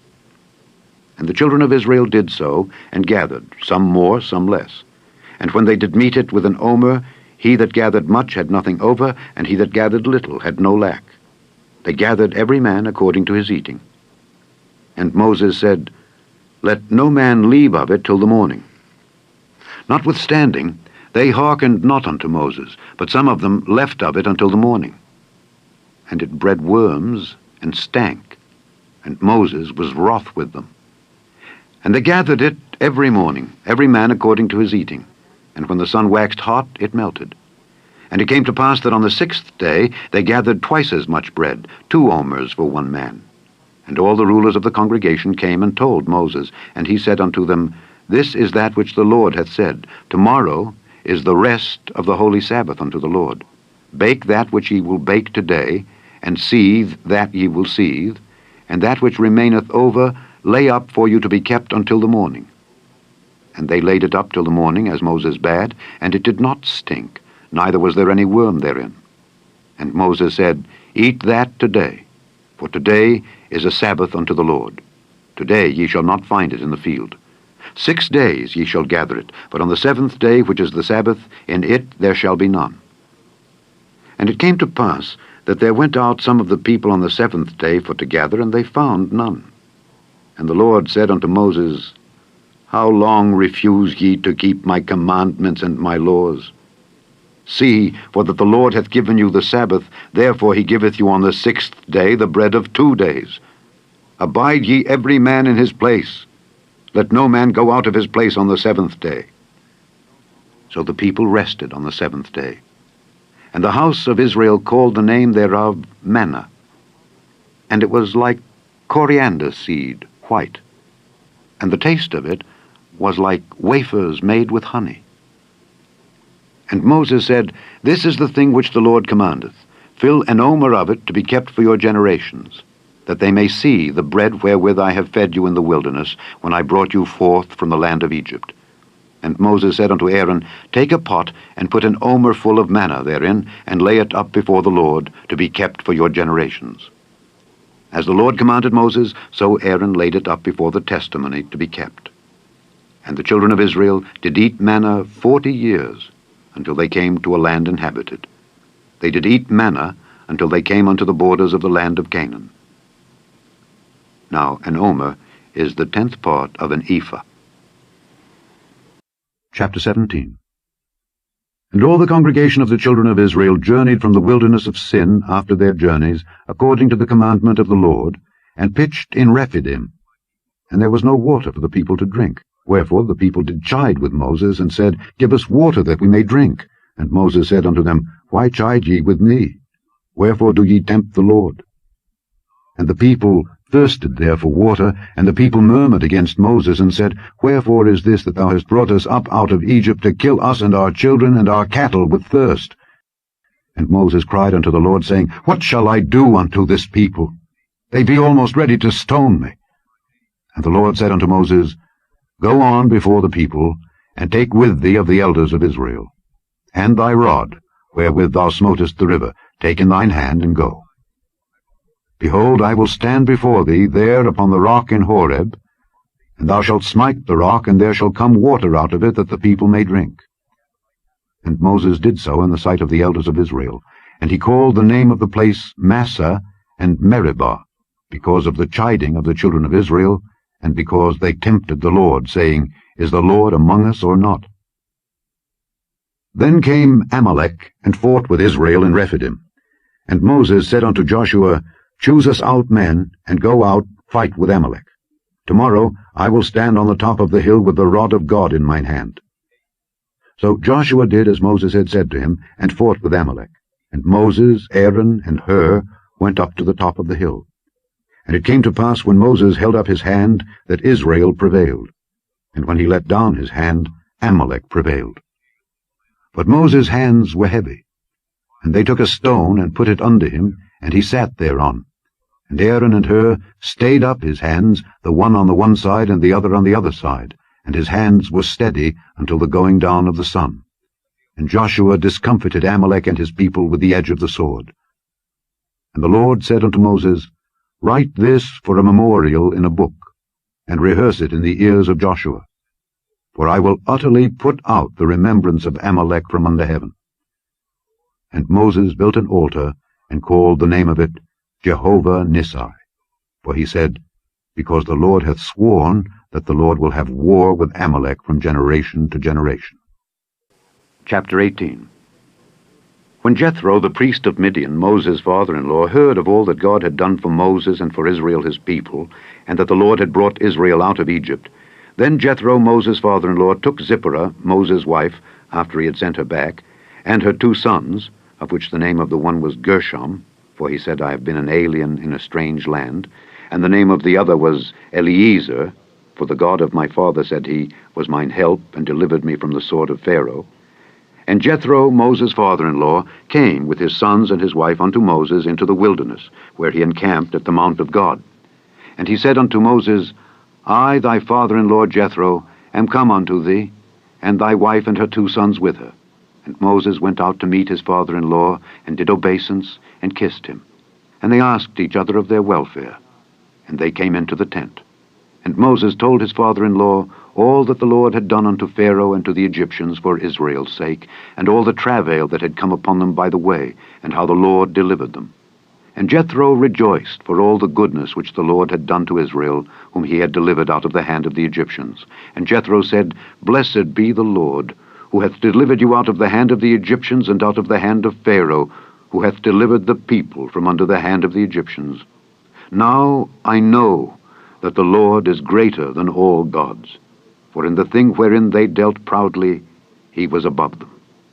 And Jethro, Moses' father-in-law, took a burnt offering and sacrifices for God. And Aaron came and all the elders of Israel to eat bread with Moses' father-in-law before God. And it came to pass on the morrow that Moses sat to judge the people, and the people stood by Moses from the morning unto the evening. And when Moses' father-in-law saw all that he did to the people, he said, What is this thing that thou doest to the people? Why sittest thou thyself alone, and all the people stand by thee from morning unto even? And Moses said unto his father-in-law, Because the people come unto me to inquire of God. When they have a matter, they come unto me, and I judge between one and another, and I do make them know the statutes of God and his laws. And Moses' father-in-law said unto him, The thing that thou doest is not good. Thou wilt surely wear away, both thou and this people that is with thee. For this thing is too heavy for thee. Thou art not able to perform it thyself alone. Hearken now unto my voice. I will give thee counsel, and God shall be with thee. Be thou for the people to Godward, that thou mayest bring the causes unto God. And thou shalt teach them ordinances and laws, and shalt show them the way wherein they must walk, and the work that they must do. Moreover, thou shalt provide out of all the people able men, such as fear God, men of truth, hating covetousness, and place such over them to be rulers of thousands, and rulers of hundreds, rulers of 50s, and rulers of 10s. And let them judge the people at all seasons. And it shall be that every great matter they shall bring unto thee, but every small matter they shall judge. So shall it be easier for thyself, and they shall bear the burden with thee. If thou shalt do this thing, and God command thee so, then thou shalt be able to endure, and all this people shall also go to their place in peace. So Moses hearkened to the voice of his father-in-law, and did all that he had said. And Moses chose able men out of all Israel, and made them heads over the people, rulers of thousands, rulers of hundreds, rulers of 50s, and rulers of 10s. And they judged the people at all seasons. The hard causes they brought unto Moses, but every small matter they judged themselves. And Moses let his father-in-law depart, and he went his way into his own land. Chapter 19. In the 3rd month, when the children of Israel were gone forth out of the land of Egypt, the same day came they into the wilderness of Sinai.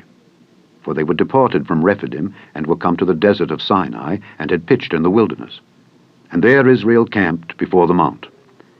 And Moses went up unto God, and the Lord called unto him out of the mountain, saying, Thus shalt thou say to the house of Jacob, and tell the children of Israel, Ye have seen what I did unto the Egyptians, and how I bare you on eagles' wings, and brought you unto myself. Now therefore, if ye will obey my voice indeed, and keep my covenant, then ye shall be a peculiar treasure unto me above all people, for all the earth is mine. And ye shall be unto me a kingdom of priests, and an holy nation. These are the words which thou shalt speak unto the children of Israel. And Moses came and called for the elders of the people, and laid before their faces all these words which the Lord commanded them. And all the people answered together and said, All that the Lord hath spoken we will do. And Moses returned the words of the people unto the Lord. And the Lord said unto Moses, Lo, I come unto thee in a thick cloud, that the people may hear when I speak with thee, and believe thee forever. And Moses told the words of the people unto the Lord. And the Lord said unto Moses, Go unto the people, and sanctify them today and tomorrow, and let them wash their clothes, and be ready against the third day.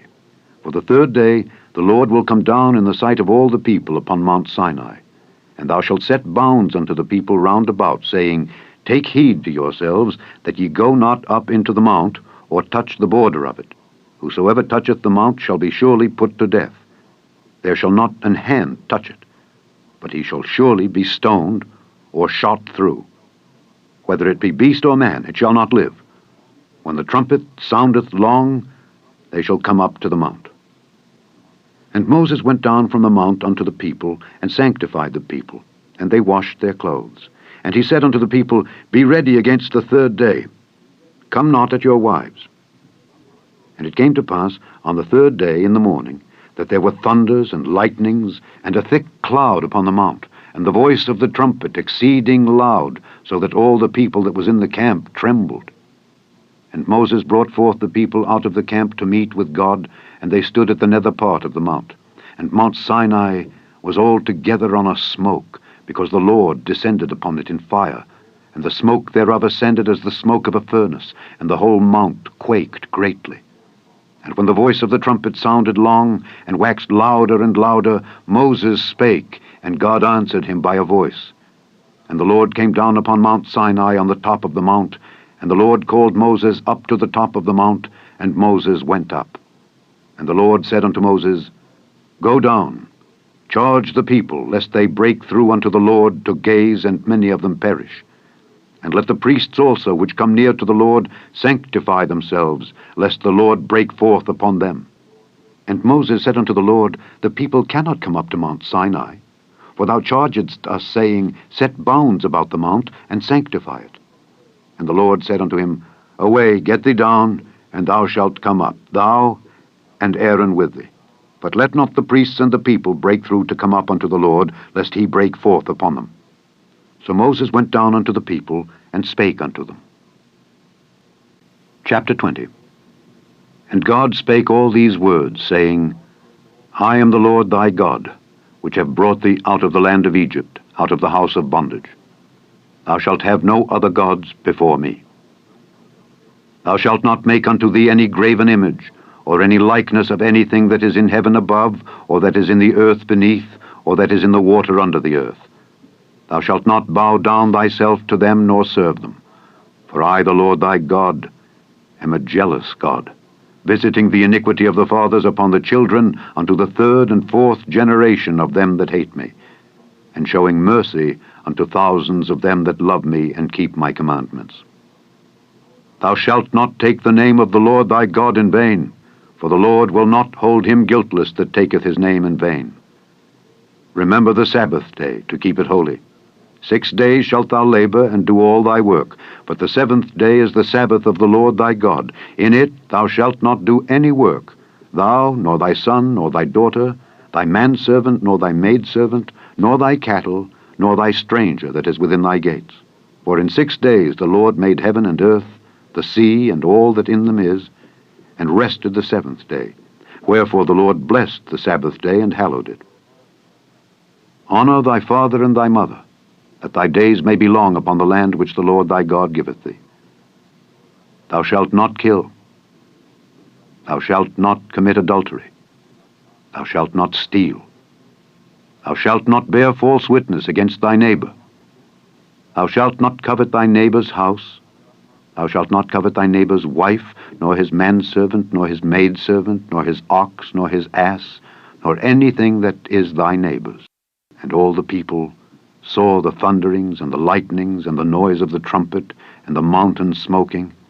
And when the people saw it, they removed and stood afar off. And they said unto Moses, Speak thou with us, and we will hear. But let not God speak with us, lest we die. And Moses said unto the people, Fear not, for God is come to prove you, and that his fear may be before your faces, that ye sin not. And the people stood afar off, and Moses drew near unto the thick darkness where God was. And the Lord said unto Moses, Thus thou shalt say unto the children of Israel, Ye have seen that I have talked with you from heaven. Ye shall not make with me gods of silver, neither shall ye make unto you gods of gold. An altar of earth thou shalt make unto me, and shalt sacrifice thereon thy burnt offerings, and thy peace offerings, thy sheep, and thine oxen. In all places where I record my name, I will come unto thee, and I will bless thee. And if thou wilt make me an altar of stone, thou shalt not build it of hewn stone. For if thou lift up thy tool upon it, thou hast polluted it. Neither shalt thou go up by steps unto mine altar, that thy nakedness be not discovered thereon. Chapter 21. Now these are the judgments which thou shalt set before them. If thou buy an Hebrew servant, 6 years he shall serve, and in the 7th he shall go out free for nothing. If he came in by himself, he shall go out by himself. If he were married, then his wife shall go out with him. If his master have given him a wife, and she have borne him sons or daughters, the wife and her children shall be her master's, and he shall go out by himself. And if the servant shall plainly say, I love my master, my wife, and my children, I will not go out free, then his master shall bring him unto the judges. He shall also bring him to the door, or unto the doorpost, and his master shall bore his ear through with an awl, and he shall serve him forever. And if a man sell his daughter to be a maidservant, she shall not go out as the men servants do. If she please not her master, who hath betrothed her to himself, then shall he let her be redeemed. To sell her unto a strange nation he shall have no power, seeing he hath dealt deceitfully with her. And if he have betrothed her unto his son, he shall deal with her after the manner of daughters. If he take him another wife, her food, her raiment, and her duty of marriage shall he not diminish. And if he do not these 3 unto her, then shall she go out free without money. He that smiteth a man so that he die shall be surely put to death. And if a man lie not in wait, but God deliver him into his hand, then I will appoint thee a place whither he shall flee. But if a man come presumptuously upon his neighbor to slay him with guile, thou shalt take him from mine altar, that he may die. And he that smiteth his father or his mother shall be surely put to death. And he that stealeth a man and selleth him, or if he be found in his hand, he shall surely be put to death. And he that curseth his father or his mother shall surely be put to death. And if men strive together, and one smite another with a stone or with his fist, and he die not, but keepeth his bed, if he rise again and walk abroad upon his staff, then shall he that smote him be quit. Only he shall pay for the loss of his time, and shall cause him to be thoroughly healed. And if a man smite his servant or his maid with a rod, and he die under his hand, he shall be surely punished. Notwithstanding, if he continue a day or 2, he shall not be punished, for he is his money. If men strive and hurt a woman with child, so that her fruit depart from her, and yet no mischief follow, he shall be surely punished according as the woman's husband will lay upon him, and he shall pay as the judges determine. And if any mischief follow, then thou shalt give life for life, eye for eye, tooth for tooth, hand for hand, foot for foot, burning for burning, wound for wound, stripe for stripe. And if a man smite the eye of his servant, or the eye of his maid, that it perish, he shall let him go free for his eye's sake. And if he smite out his manservant's tooth, or his maidservant's tooth, he shall let him go free for his tooth's sake. If an ox gore a man or a woman, that they die, then the ox shall be surely stoned, and his flesh shall not be eaten, but the owner of the ox shall be quit. But if the ox were wont to push with his horn in time past, and it hath been testified to his owner, and he hath not kept him in, but that he hath killed a man or a woman, the ox shall be stoned, and his owner also shall be put to death. If there be laid on him a sum of money, then he shall give for the ransom of his life whatsoever is laid upon him. Whether he have gored a son or have gored a daughter, according to this judgment shall it be done unto him. If the ox shall push a manservant or a maidservant, he shall give unto their master 30 shekels of silver, and the ox shall be stoned. And if a man shall open a pit, or if a man shall dig a pit and not cover it, and an ox or an ass fall therein, the owner of the pit shall make it good, and give money unto the owner of them, and the dead beast shall be his. And if one man's ox hurt another's, that he die, then they shall sell the live ox, and divide the money of it, and the dead ox also they shall divide. Or if it be known that the ox hath used to push in time past, and his owner hath not kept him in, he shall surely pay ox for ox, and the dead shall be his own. Chapter 22. If a man shall steal an ox or a sheep, and kill it or sell it, he shall restore 5 oxen for an ox, and 4 sheep for a sheep. If a thief be found breaking up, and be smitten that he die, there shall no blood be shed for him. If the sun be risen upon him, there shall be blood shed for him, for he should make full restitution. If he have nothing, then he shall be sold for his theft. If the theft be certainly found in his hand alive, whether it be ox or ass or sheep, he shall restore double.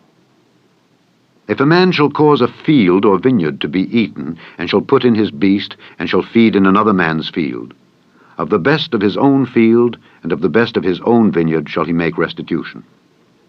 If fire break out and catch in thorns, so that the stacks of corn or the standing corn or the field be consumed therewith, he that kindled the fire shall surely make restitution. If a man shall deliver unto his neighbor money or stuff to keep, and it be stolen out of the man's house, if the thief be found, let him pay double. If the thief be not found, then the master of the house shall be brought unto the judges, to see whether he have put his hand unto his neighbor's goods. For all manner of trespass, whether it be for ox, for ass, for sheep, for raiment, or for any manner of lost thing which another challengeth to be his, the cause of both parties shall come before the judges, and whom the judges shall condemn, he shall pay double unto his neighbor. If a man deliver unto his neighbor an ass or an ox or a sheep or any beast to keep, and it die or be hurt or driven away, no man seeing it, then shall an oath of the Lord be between them both, that he hath not put his hand unto his neighbor's goods, and the owner of it shall accept thereof, and he shall not make it good. And if it be stolen from him, he shall make restitution unto the owner thereof. If it be torn in pieces, then let him bring it for witness, and he shall not make good that which was torn. And if a man borrow aught of his neighbor, and it be hurt or die, the owner thereof being not with it, he shall surely make it good. But if the owner thereof be with it, he shall not make it good. If it be an hired thing, it came for his hire. And if a man entice a maid that is not betrothed, and lie with her, he shall surely endow her to be his wife. If her father utterly refuse to give her unto him, he shall pay money according to the dowry of virgins. Thou shalt not suffer a witch to live. Whosoever lieth with a beast shall surely be put to death. He that sacrificeth unto any god, save unto the Lord only, he shall be utterly destroyed. Thou shalt neither vex a stranger nor oppress him, for ye were strangers in the land of Egypt. Ye shall not afflict any widow or fatherless child. If thou afflict them in any wise, and they cry at all unto me, I will surely hear their cry. And my wrath shall wax hot, and I will kill you with the sword, and your wives shall be widows, and your children fatherless. If thou lend money to any of my people that is poor by thee, thou shalt not be to him as an usurer, neither shalt thou lay upon him usury. If thou at all take thy neighbor's raiment to pledge, thou shalt deliver it unto him by that the sun goeth down, for that is his covering only. It is his raiment for his skin, wherein shall he sleep. And it shall come to pass, when he crieth unto me, that I will hear, for I am gracious. Thou shalt not revile the gods, nor curse the ruler of thy people. Thou shalt not delay to offer the first of thy ripe fruits and of thy liquors, the firstborn of thy sons shalt thou give unto me. Likewise shalt thou do with thine oxen and with thy sheep. 7 days it shall be with his dam, on the 8th day thou shalt give it me. And ye shall be holy men unto me. Neither shall ye eat any flesh that is torn of beasts in the field. Ye shall cast it to the dogs. Chapter 23. Thou shalt not raise a false report. Put not thine hand with the wicked to be an unrighteous witness. Thou shalt not follow a multitude to do evil, neither shalt thou speak in a cause to decline after many to wrest judgment. neither shalt thou countenance a poor man in his cause. If thou meet thine enemy's ox or his ass going astray, thou shalt surely bring it back to him again. If thou see the ass of him that hateth thee lying under his burden, and wouldest forbear to help him, thou shalt surely help with him. Thou shalt not wrest the judgment of thy poor in his cause. Keep thee far from a false matter, and the innocent and righteous slay thou not, for I will not justify the wicked. And thou shalt take no gift, for the gift blindeth the wise, and perverteth the words of the righteous. Also thou shalt not oppress a stranger, for ye know the heart of a stranger, seeing ye were strangers in the land of Egypt. And 6 years thou shalt sow thy land, and shalt gather in the fruits thereof, but the 7th year thou shalt let it rest and lie still, that the poor of thy people may eat, and what they leave the beasts of the field shall eat. In like manner thou shalt deal with thy vineyard, and with thy olive yard. 6 days thou shalt do thy work, and on the 7th day thou shalt rest, that thine ox and thine ass may rest, and the son of thy handmaid and the stranger may be refreshed. And in all things that I have said unto you, be circumspect, and make no mention of the name of other gods, neither let it be heard out of thy mouth. 3 times thou shalt keep a feast unto me in the year. Thou shalt keep the feast of unleavened bread.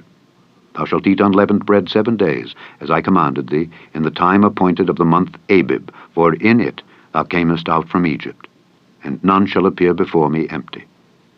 And the feast of harvest, the firstfruits of thy labors, which thou hast sown in the field.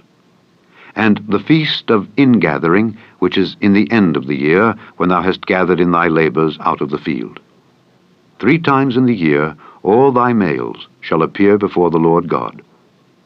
Thou shalt not offer the blood of my sacrifice with leavened bread, neither shall the fat of my sacrifice remain until the morning. The first of the firstfruits of thy land thou shalt bring into the house of the Lord thy God. Thou shalt not seethe a kid in his mother's milk. Behold, I send an angel before thee, to keep thee in the way, and to bring thee into the place which I have prepared. Beware of him, and obey his voice. Provoke him not, for he will not pardon your transgressions, for my name is in him. But if thou shalt indeed obey his voice, and do all that I speak, then I will be an enemy unto thine enemies, and an adversary unto thine adversaries. For mine angel shall go before thee, and bring thee in unto the Amorites, and the Hittites, and the Perizzites, and the Canaanites, and the Hivites, and the Jebusites, and I will cut them off. Thou shalt not bow down to their gods, nor serve them, nor do after their works, but thou shalt utterly overthrow them, and quite break down their images. And ye shall serve the Lord your God, and he shall bless thy bread and thy water, and I will take sickness away from the midst of thee. There shall nothing cast their young, nor be barren in thy land. The number of thy days I will fulfill. I will send my fear before thee, and will destroy all the people to whom thou shalt come, and I will make all thine enemies turn their backs unto thee. And I will send hornets before thee, which shall drive out the Hivite, the Canaanite, and the Hittite from before thee. I will not drive them out from before thee in 1 year, lest the land become desolate, and the beast of the field multiply against thee.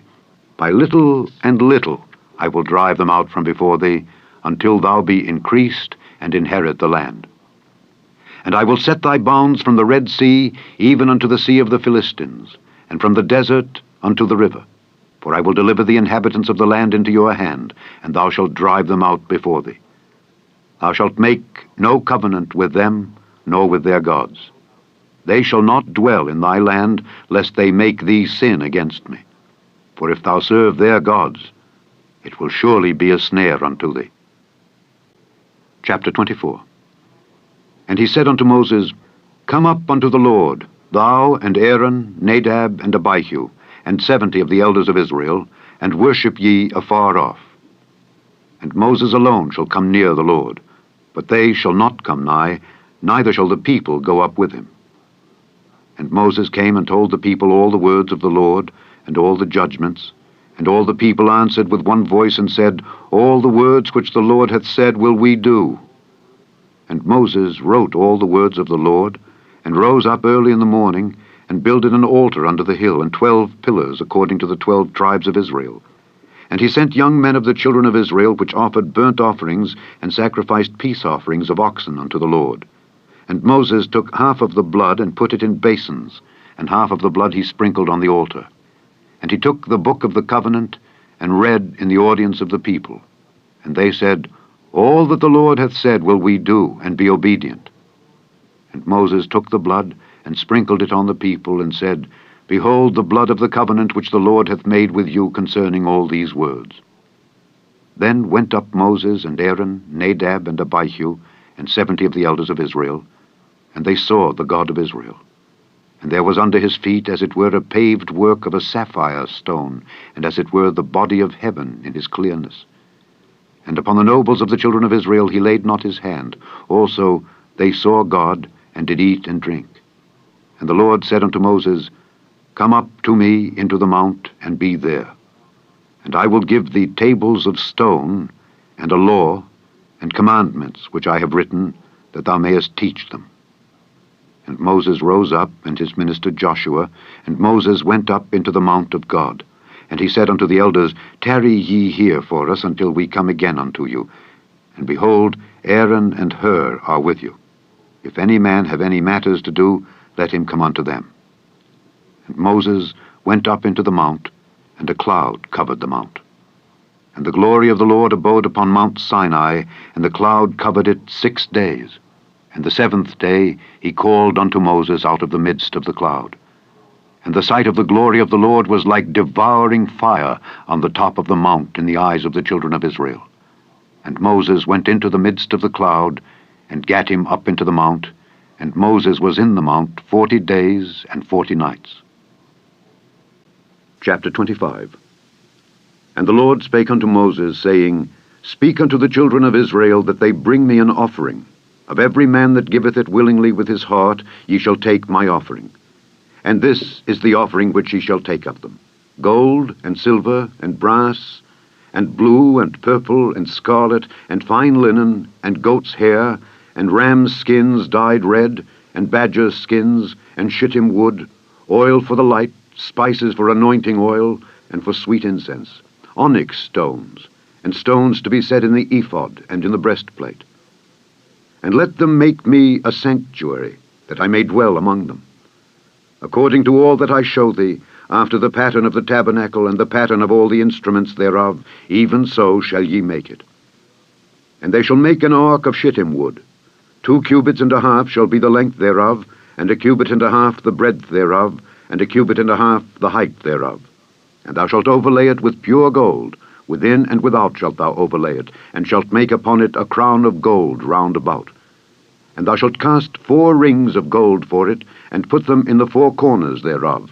And 2 rings shall be in the one side of it, and 2 rings in the other side of it. And thou shalt make staves of shittim wood, and overlay them with gold. And thou shalt put the staves into the rings by the sides of the ark, that the ark may be borne with them. The staves shall be in the rings of the ark. They shall not be taken from it. And thou shalt put into the ark the testimony which I shall give thee. And thou shalt make a mercy seat of pure gold. 2 cubits and a half shall be the length thereof, and 1 cubit and a half the breadth thereof. And thou shalt make 2 cherubims of gold. Of beaten work shalt thou make them, in the 2 ends of the mercy seat.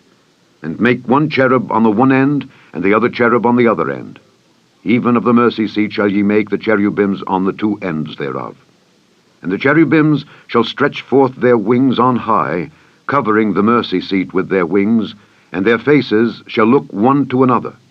Toward the mercy seat shall the faces of the cherubims be. And thou shalt put the mercy seat above upon the ark, and in the ark thou shalt put the testimony that I shall give thee.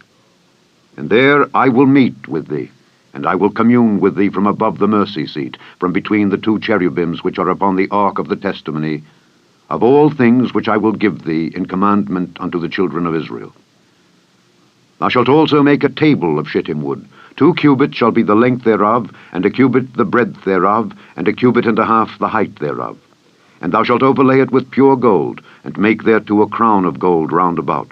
And thou shalt make unto it a border of an hand breadth round about, and thou shalt make a golden crown to the border thereof round about. And thou shalt make for it 4 rings of gold, and put the rings in the 4 corners that are on the 4 feet thereof. Over against the border shall the rings be, for places of the staves to bear the table. And thou shalt make the staves of shittim wood, and overlay them with gold, that the table may be borne with them. And thou shalt make the dishes thereof, and spoons thereof, and covers thereof, and bowls thereof, to cover withal. Of pure gold shalt thou make them.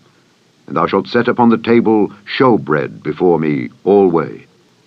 And thou shalt make a candlestick of pure gold. Of beaten work shall the candlestick be made. His shaft and his branches, his bowls, his knops, and his flowers shall be of the same. And 6 branches shall come out of the sides of it, 3 branches of the candlestick out of the one side, and 3 branches of the candlestick out of the other side. 3 bowls made like unto almonds, with a knop and a flower in one branch, and 3 bowls made like almonds in the other branch, with a knop and a flower, so in the 6 branches that come out of the candlestick. And in the candlestick shall be 4 bowls made like unto almonds, with their knops and their flowers. And there shall be a knop unto 2 branches of the same, and a knop unto 2 branches of the same, and a knop unto 2 branches of the same, according to the 6 branches that proceed out of the candlestick. Their knops and their branches shall be of the same. All it shall be one beaten work of pure gold. And thou shalt make the 7 lamps thereof, and they shall light the lamps thereof, that they may give light over against it. And the tongs thereof and the snuff dishes thereof shall be of pure gold. Of a talent of pure gold shall he make it, with all these vessels. And look that thou make them after their pattern, which was showed thee in the mount.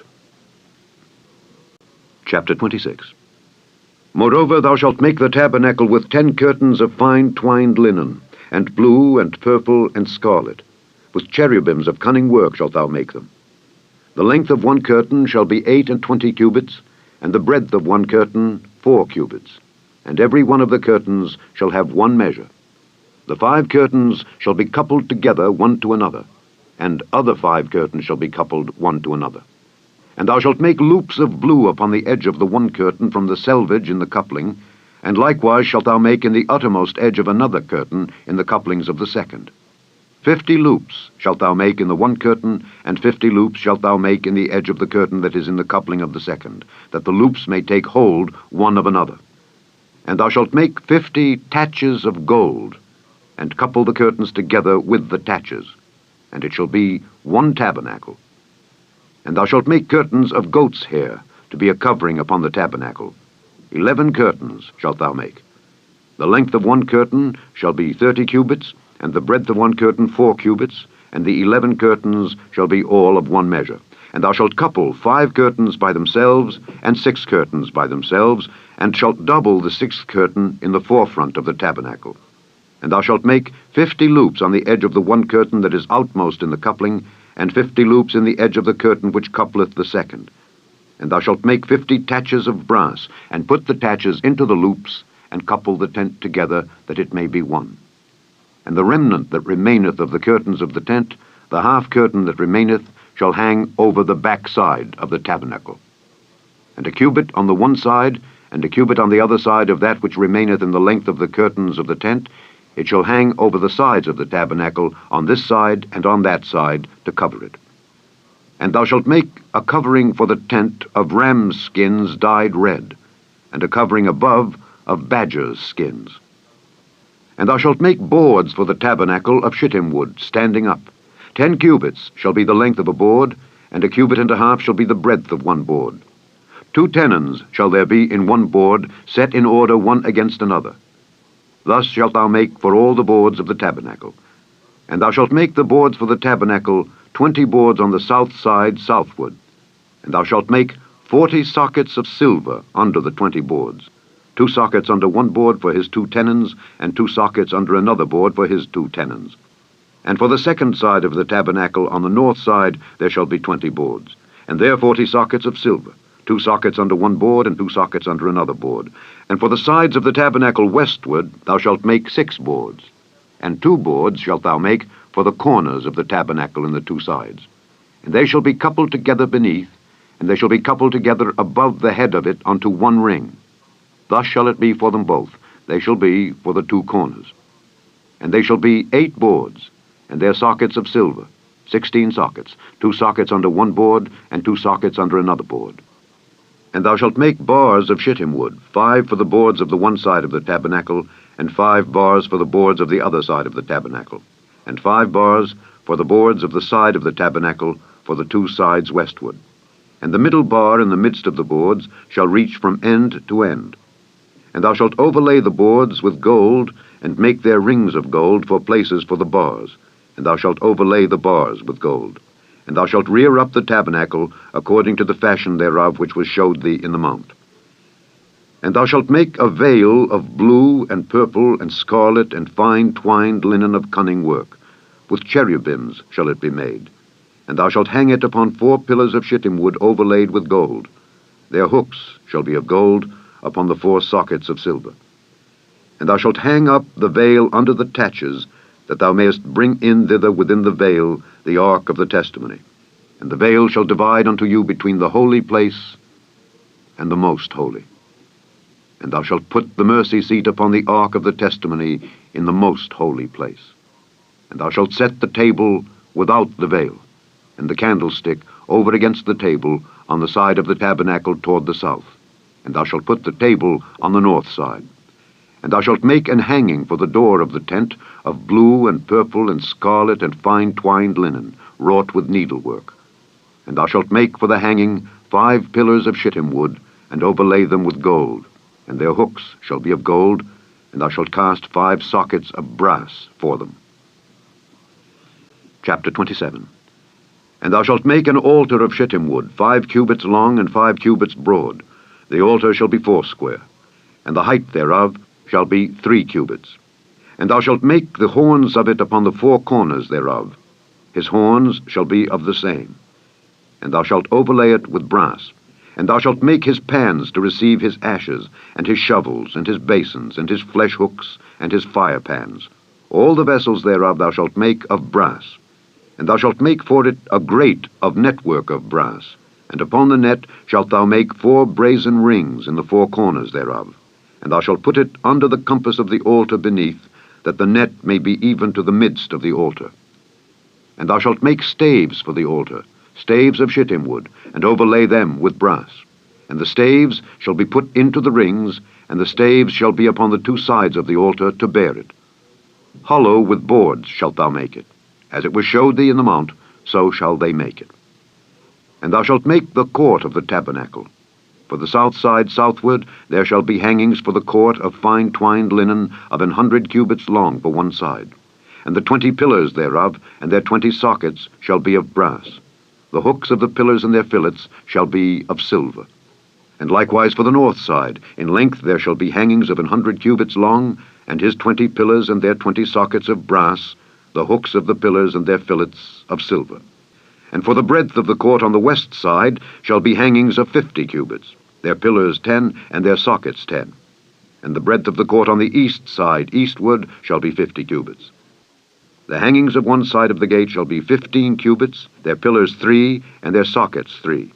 And on the other side shall be hangings 15 cubits, their pillars 3, and their sockets 3. And for the gate of the court shall be an hanging of 20 cubits, of blue and purple and scarlet and fine twined linen wrought with needlework. And their pillars shall be 4, and their sockets 4. All the pillars round about the court shall be filleted with silver. Their hooks shall be of silver, and their sockets of brass. The length of the court shall be 100 cubits, and the breadth 50 everywhere, and the height 5 cubits of fine twined linen, and their sockets of brass.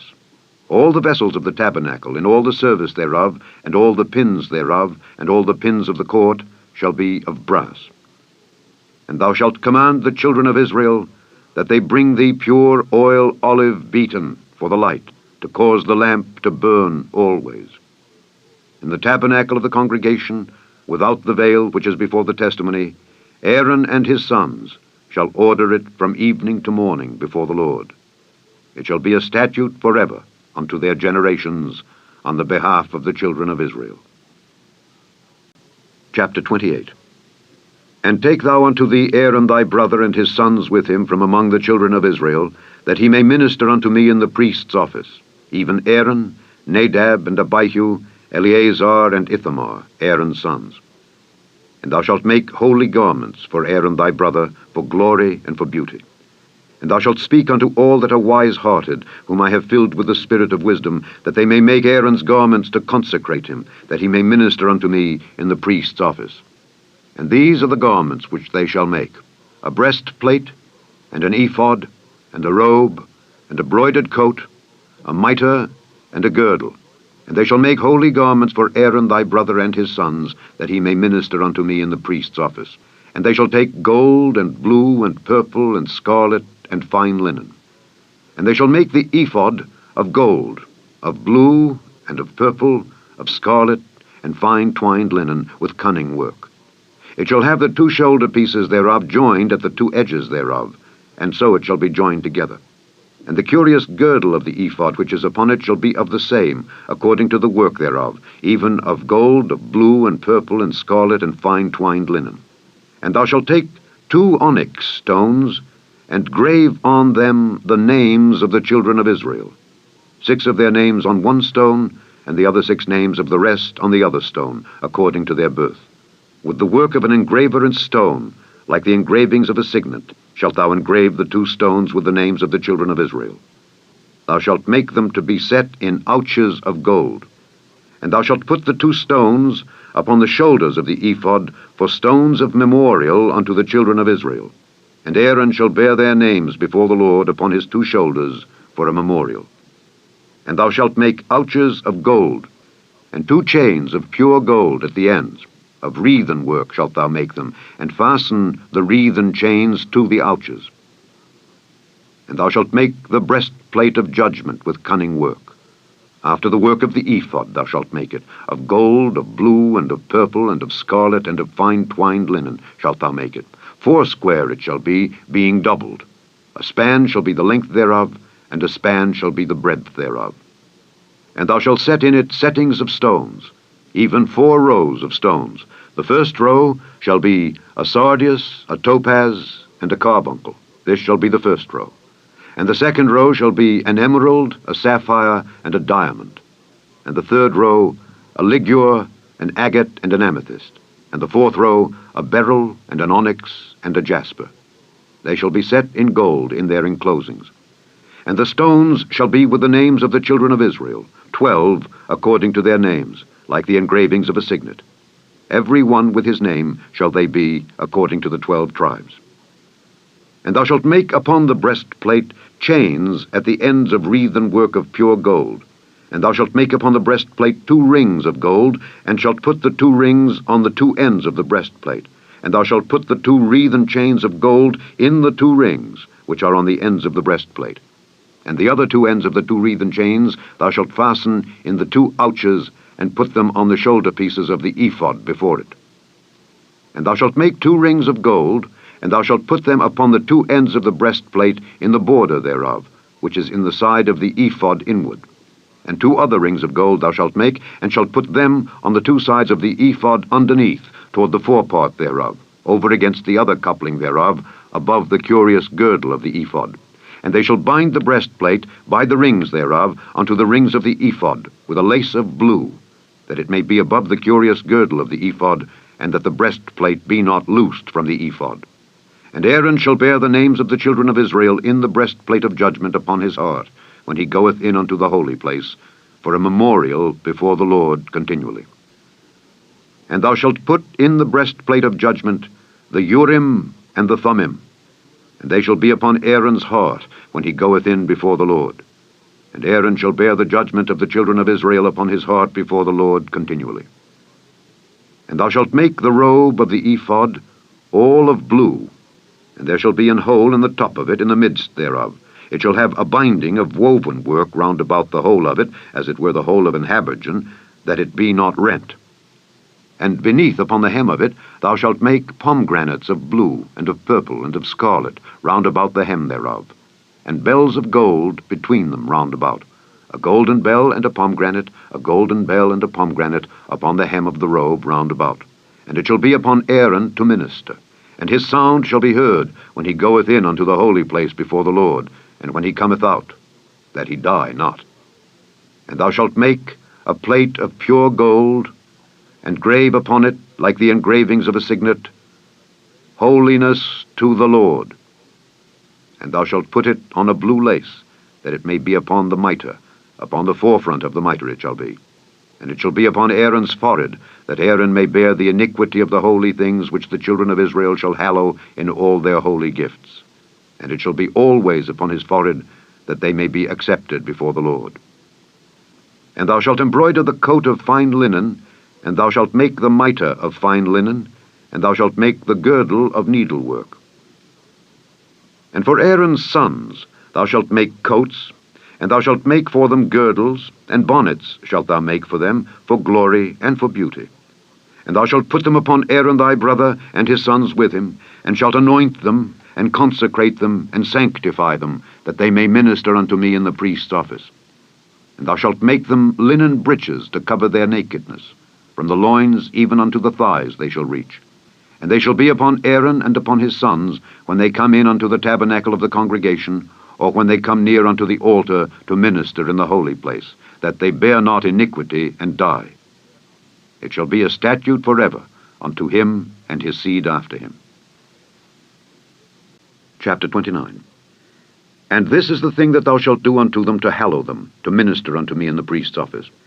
Take 1 young bullock, and 2 rams without blemish, and unleavened bread, and cakes unleavened tempered with oil, and wafers unleavened anointed with oil.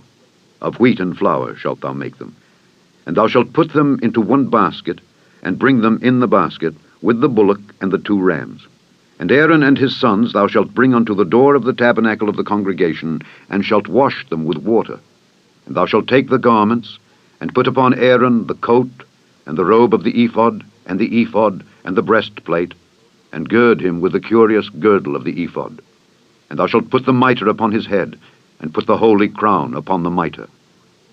Then shalt thou take the anointing oil, and pour it upon his head, and anoint him. And thou shalt bring his sons, and put coats upon them. And thou shalt gird them with girdles, Aaron and his sons, and put the bonnets on them. And the priest's office shall be theirs for a perpetual statute. And thou shalt consecrate Aaron and his sons. And thou shalt cause a bullock to be brought before the tabernacle of the congregation, and Aaron and his sons shall put their hands upon the head of the bullock. And thou shalt kill the bullock before the Lord by the door of the tabernacle of the congregation. And thou shalt take of the blood of the bullock, and put it upon the horns of the altar with thy finger, and pour all the blood beside the bottom of the altar. And thou shalt take all the fat that covereth the inwards, and the caul that is above the liver, and the 2 kidneys, and the fat that is upon them, and burn them upon the altar. But the flesh of the bullock, and his skin, and his dung, shalt thou burn with fire without the camp. It is a sin offering. Thou shalt also take 1 ram, and Aaron and his sons shall put their hands upon the head of the ram. And thou shalt slay the ram, and thou shalt take his blood, and sprinkle it round about upon the altar. And thou shalt cut the ram in pieces, and wash the inwards of him, and his legs, and put them unto his pieces, and unto his head. And thou shalt burn the whole ram upon the altar. It is a burnt offering unto the Lord. It is a sweet savour, an offering made by fire unto the Lord. And thou shalt take the other ram, and Aaron and his sons shall put their hands upon the head of the ram. Then shalt thou kill the ram, and take of his blood, and put it upon the tip of the right ear of Aaron, and upon the tip of the right ear of his sons, and upon the thumb of their right hand, and upon the great toe of their right foot, and sprinkle the blood upon the altar round about. And thou shalt take of the blood that is upon the altar, and of the anointing oil, and sprinkle it upon Aaron and upon his garments, and upon his sons and upon the garments of his sons with him. And he shall be hallowed, and his garments and his sons' garments with him. Also thou shalt take of the ram the fat and the rump, and the fat that covereth the inwards, and the caul above the liver, and the 2 kidneys, and the fat that is upon them, and the right shoulder, for it is a ram of consecration. And 1 loaf of bread, and 1 cake of oiled bread, and 1 wafer out of the basket of the unleavened bread that is before the Lord. And thou shalt put all in the hands of Aaron, and in the hands of his sons, and shalt wave them for a wave offering before the Lord. And thou shalt receive them of their hands, and burn them upon the altar for a burnt offering, for a sweet savour before the Lord. It is an offering made by fire unto the Lord. And thou shalt take the breast of the ram of Aaron's consecration, and wave it for a wave offering before the Lord, and it shall be thy part. And thou shalt sanctify the breast of the wave offering, and the shoulder of the heave offering, which is waved, and which is heaved up, of the ram of the consecration, even of that which is for Aaron, and of that which is for his sons. And it shall be Aaron's and his sons by a statute forever from the children of Israel. For it is an heave offering, and it shall be an heave offering from the children of Israel of the sacrifice of their peace offerings, even their heave offering unto the Lord. And the holy garments of Aaron shall be his sons after him, to be anointed therein, and to be consecrated in them. And that son that is priest in his stead shall put them on 7 days, when he cometh into the tabernacle of the congregation to minister in the holy place. And thou shalt take the ram of the consecration, and seethe his flesh in the holy place. And Aaron and his sons shall eat the flesh of the ram, and the bread that is in the basket by the door of the tabernacle of the congregation. And they shall eat those things wherewith the atonement was made, to consecrate and to sanctify them. But a stranger shall not eat thereof, because they are holy. And if aught of the flesh of the consecrations or of the bread remain unto the morning, then thou shalt burn the remainder with fire. It shall not be eaten, because it is holy. And thus shalt thou do unto Aaron and to his sons according to all things which I have commanded thee. 7 days shalt thou consecrate them. And thou shalt offer every day a bullock for a sin offering for atonement. And thou shalt cleanse the altar when thou hast made an atonement for it, and thou shalt anoint it to sanctify it. 7 days thou shalt make an atonement for the altar, and sanctify it, and it shall be an altar most holy. Whatsoever toucheth the altar shall be holy. Now this is that which thou shalt offer upon the altar: 2 lambs of the first year, day by day, continually. The one lamb thou shalt offer in the morning, and the other lamb thou shalt offer at even. And with the one lamb 1/10 deal of flour mingled with the 4th part of an hin of beaten oil, and the 4th part of an hin of wine for a drink offering. And the other lamb thou shalt offer at even, and shalt do thereto according to the meat offering of the morning, and according to the drink offering thereof, for a sweet savour, an offering made by fire unto the Lord. This shall be a continual burnt offering throughout your generations at the door of the tabernacle of the congregation before the Lord, where I will meet you to speak there unto thee. And there I will meet with the children of Israel, and the tabernacle shall be sanctified by my glory. And I will sanctify the tabernacle of the congregation and the altar. I will sanctify also both Aaron and his sons to minister to me in the priest's office. And I will dwell among the children of Israel, and will be their God. And they shall know that I am the Lord their God, that brought them forth out of the land of Egypt, that I may dwell among them. I am the Lord their God. Chapter 30. And thou shalt make an altar to burn incense upon. Of shittim wood shalt thou make it. 1 cubit shall be the length thereof, and 1 cubit the breadth thereof. 4 shall it be, and 2 cubits shall be the height thereof. The horns thereof shall be of the same. And thou shalt overlay it with pure gold, the top thereof and the sides thereof round about, and the horns thereof. And thou shalt make unto it a crown of gold round about. And 2 golden rings shalt thou make to it under the crown of it, by the 2 corners thereof. Upon the 2 sides of it shalt thou make it. And they shall be for places for the staves to bear it withal. And thou shalt make the staves of shittim wood, and overlay them with gold. And thou shalt put it before the veil that is by the ark of the testimony, before the mercy seat that is over the testimony, where I will meet with thee. And Aaron shall burn thereon sweet incense every morning. When he dresseth the lamps, he shall burn incense upon it. And when Aaron lighteth the lamps at even, he shall burn incense upon it, a perpetual incense before the Lord throughout your generations. Ye shall offer no strange incense thereon, nor burnt sacrifice, nor meat offering, neither shall ye pour drink offering thereon. And Aaron shall make an atonement upon the horns of it once in a year, with the blood of the sin offering of atonements. Once in the year shall he make atonement upon it throughout your generations. It is most holy unto the Lord. And the Lord spake unto Moses, saying, When thou takest the sum of the children of Israel after their number, Then shall they give every man a ransom for his soul unto the Lord, when thou numberest them, that there be no plague among them when thou numberest them. This they shall give, every one that passeth among them that are numbered, half a shekel after the shekel of the sanctuary. A shekel is 20 gerahs.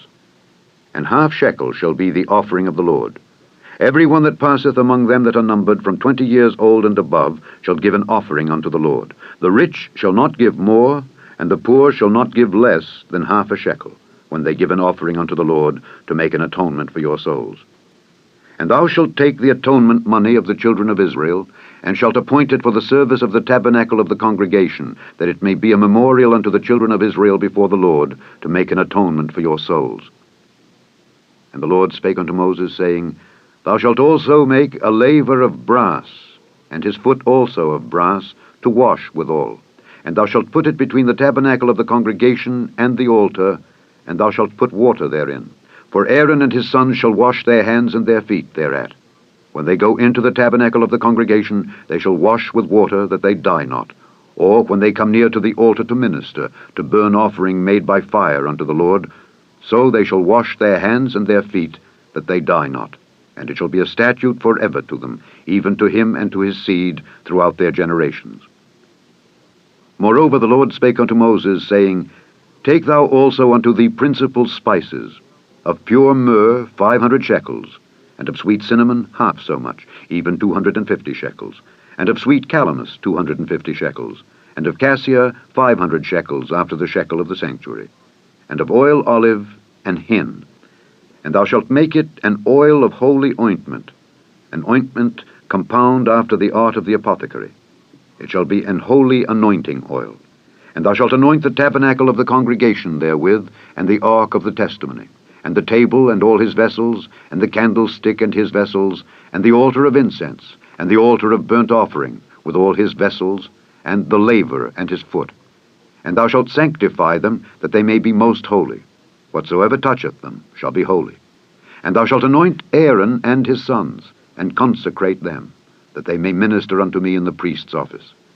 And thou shalt speak unto the children of Israel, saying, This shall be an holy anointing oil unto me throughout your generations. Upon man's flesh shall it not be poured, neither shall ye make any other like it after the composition of it. It is holy, and it shall be holy unto you. Whosoever compoundeth any like it, or whosoever putteth any of it upon a stranger, shall even be cut off from his people. And the Lord said unto Moses, Take unto these sweet spices, stacte, and onycha, and galbanum, these sweet spices with pure frankincense, of each shall there be a like weight. And thou shalt make it a perfume, a confection after the art of the apothecary, tempered together, pure and holy. And thou shalt beat some of it very small, and put of it before the testimony in the tabernacle of the congregation, where I will meet with thee. It shall be unto you most holy. And as for the perfume which thou shalt make, ye shall not make to yourselves according to the composition thereof. It shall be unto thee holy for the Lord. Whosoever shall make like unto that, to smell thereto, shall even be cut off from his people. Chapter 31. And the Lord spake unto Moses, saying, See, I have called by name Bezaleel the son of Uri, the son of Hur, of the tribe of Judah. And I have filled him with the Spirit of God, in wisdom and in understanding, and in knowledge, and in all manner of workmanship, to devise cunning works, to work in gold, and in silver, and in brass, and in cutting of stones, to set them, and in carving of timber, to work in all manner of workmanship. And I, behold, I have given with him Aholiab the son of Ahisamach, of the tribe of Dan. And in the hearts of all that are wise-hearted I have put wisdom, that they may make all that I have commanded thee, the tabernacle of the congregation, and the ark of the testimony, and the mercy seat that is thereupon, and all the furniture of the tabernacle, and the table and his furniture, and the pure candlestick with all his furniture, and the altar of incense, and the altar of burnt offering with all his furniture, and the laver and his foot, and the cloths of service, and the holy garments for Aaron the priest, and the garments of his sons, to minister in the priest's office, and the anointing oil, and sweet incense for the holy place. According to all that I have commanded thee shall they do.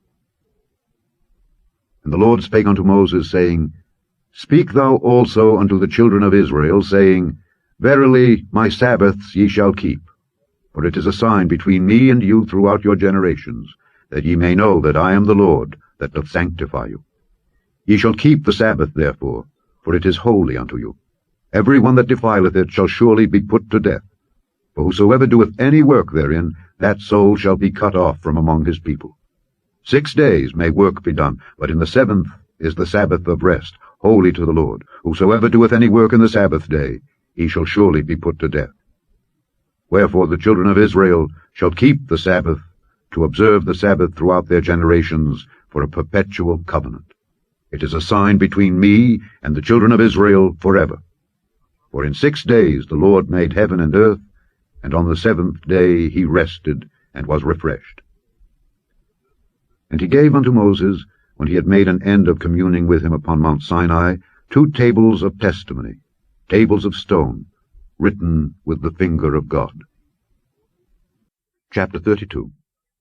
And when the people saw that Moses delayed to come down out of the mount, the people gathered themselves together unto Aaron, and said unto him, Up, make us gods which shall go before us. For as for this Moses, the man that brought us up out of the land of Egypt, we wot not what is become of him. And Aaron said unto them, Break off the golden earrings which are in the ears of your wives, of your sons, and of your daughters, and bring them unto me. And all the people brake off the golden earrings which were in their ears, and brought them unto Aaron. And he received them at their hand, and fashioned it with a graving tool, after he had made it a molten calf. And they said, These be thy gods, O Israel, which brought thee up out of the land of Egypt. And when Aaron saw it, he built an altar before it. And Aaron made proclamation, and said, Tomorrow is a feast to the Lord. And they rose up early on the morrow, and offered burnt offerings, and brought peace offerings. And the people sat down to eat and to drink, and rose up to play. And the Lord said unto Moses, Go, get thee down, for thy people which thou broughtest out of the land of Egypt have corrupted themselves. They have turned aside quickly out of the way which I commanded them. They have made them a molten calf, and have worshipped it, and have sacrificed thereunto, and said, These be thy gods, O Israel, which have brought thee up out of the land of Egypt. And the Lord said unto Moses, I have seen this people, and behold, it is a stiff-necked people. Now therefore let me alone, that my wrath may wax hot against them, and that I may consume them, and I will make of thee a great nation. And Moses besought the Lord his God, and said, Lord, why doth thy wrath wax hot against thy people, which thou hast brought forth out of the land of Egypt with great power and with a mighty hand? Wherefore should the Egyptians speak and say, For mischief did he bring them out, to slay them in the mountains, and to consume them from the face of the earth? Turn from thy fierce wrath, and repent of this evil against thy people. Remember Abraham, Isaac, and Israel thy servants, to whom thou swarest by thine own self, and saidst unto them, I will multiply your seed as the stars of heaven. And all this land that I have spoken of will I give unto your seed, and they shall inherit it forever. And the Lord repented of the evil which he thought to do unto his people.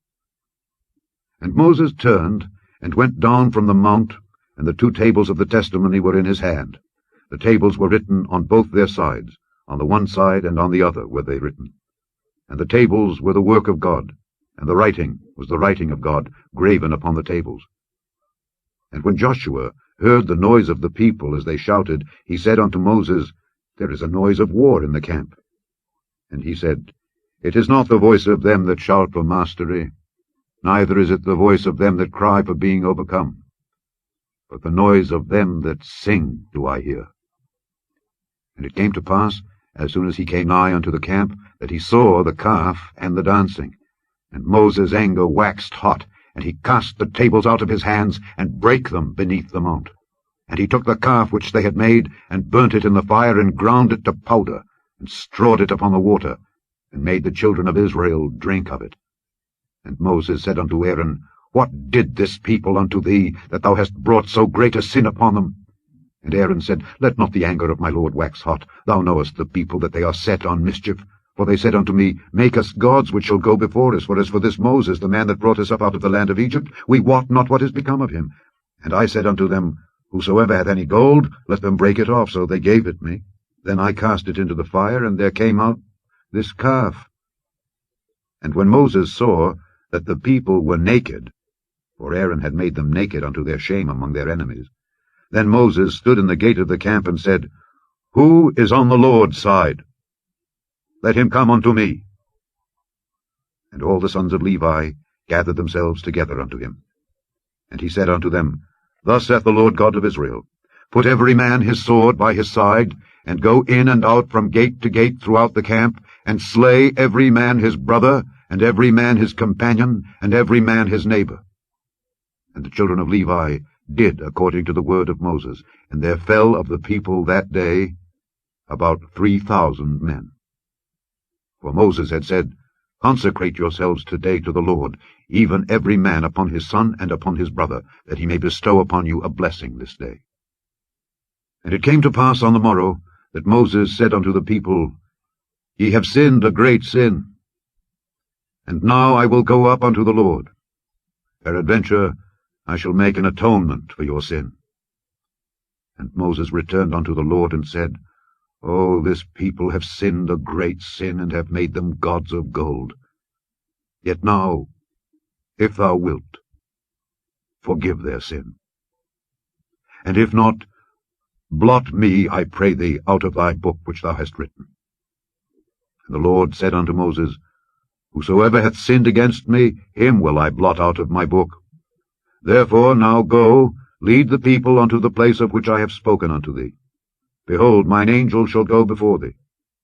Nevertheless, in the day when I will visit their sin upon them. And the Lord plagued the people, because they made the calf which Aaron made. Chapter 33. And the Lord said unto Moses, Depart and go up hence, thou and the people which thou hast brought up out of the land of Egypt, unto the land which I swear unto Abraham, to Isaac, and to Jacob, saying, Unto thy seed will I give it. And I will send an angel before thee, and I will drive out the Canaanite, the Amorite, and the Hittite, and the Perizzite, the Hivite, and the Jebusite, unto a land flowing with milk and honey. For I will not go up in the midst of thee, for thou art a stiff-necked people, lest I consume thee in the way. And when the people heard these evil tidings, they mourned, and no man did put on him his ornaments. For the Lord had said unto Moses, Say unto the children of Israel, Ye are a stiff-necked people. I will come up into the midst of thee in a moment, and consume thee. Therefore now put off thy ornaments from thee, that I may know what to do unto thee. And the children of Israel stripped themselves of their ornaments by the Mount Horeb. And Moses took the tabernacle, and pitched it without the camp, afar off from the camp, and called it the Tabernacle of the Congregation. And it came to pass that every one which sought the Lord went out unto the tabernacle of the congregation, which was without the camp. And it came to pass, when Moses went out unto the tabernacle, that all the people rose up, and stood every man at his tent door, and looked after Moses, until he was gone into the tabernacle. And it came to pass, as Moses entered into the tabernacle, the cloudy pillar descended, and stood at the door of the tabernacle, and the Lord talked with Moses. And all the people saw the cloudy pillar stand at the tabernacle door, and all the people rose up and worshipped, every man in his tent door. And the Lord spake unto Moses face to face, as a man speaketh unto his friend. And he turned again into the camp. But his servant Joshua, the son of Nun, a young man, departed not out of the tabernacle. And Moses said unto the Lord, See, thou sayest unto me, Bring up this people, and thou hast not let me know whom thou wilt send with me. Yet thou hast said, I know thee by name, and thou hast also found grace in my sight. Now therefore I pray thee, if I have found grace in thy sight, show me now thy way, that I may know thee, that I may find grace in thy sight, and consider that this nation is thy people. And he said, My presence shall go with thee, and I will give thee rest. And he said unto him, If thy presence go not with me, carry us not up hence. For wherein shall it be known here that I and thy people have found grace in thy sight?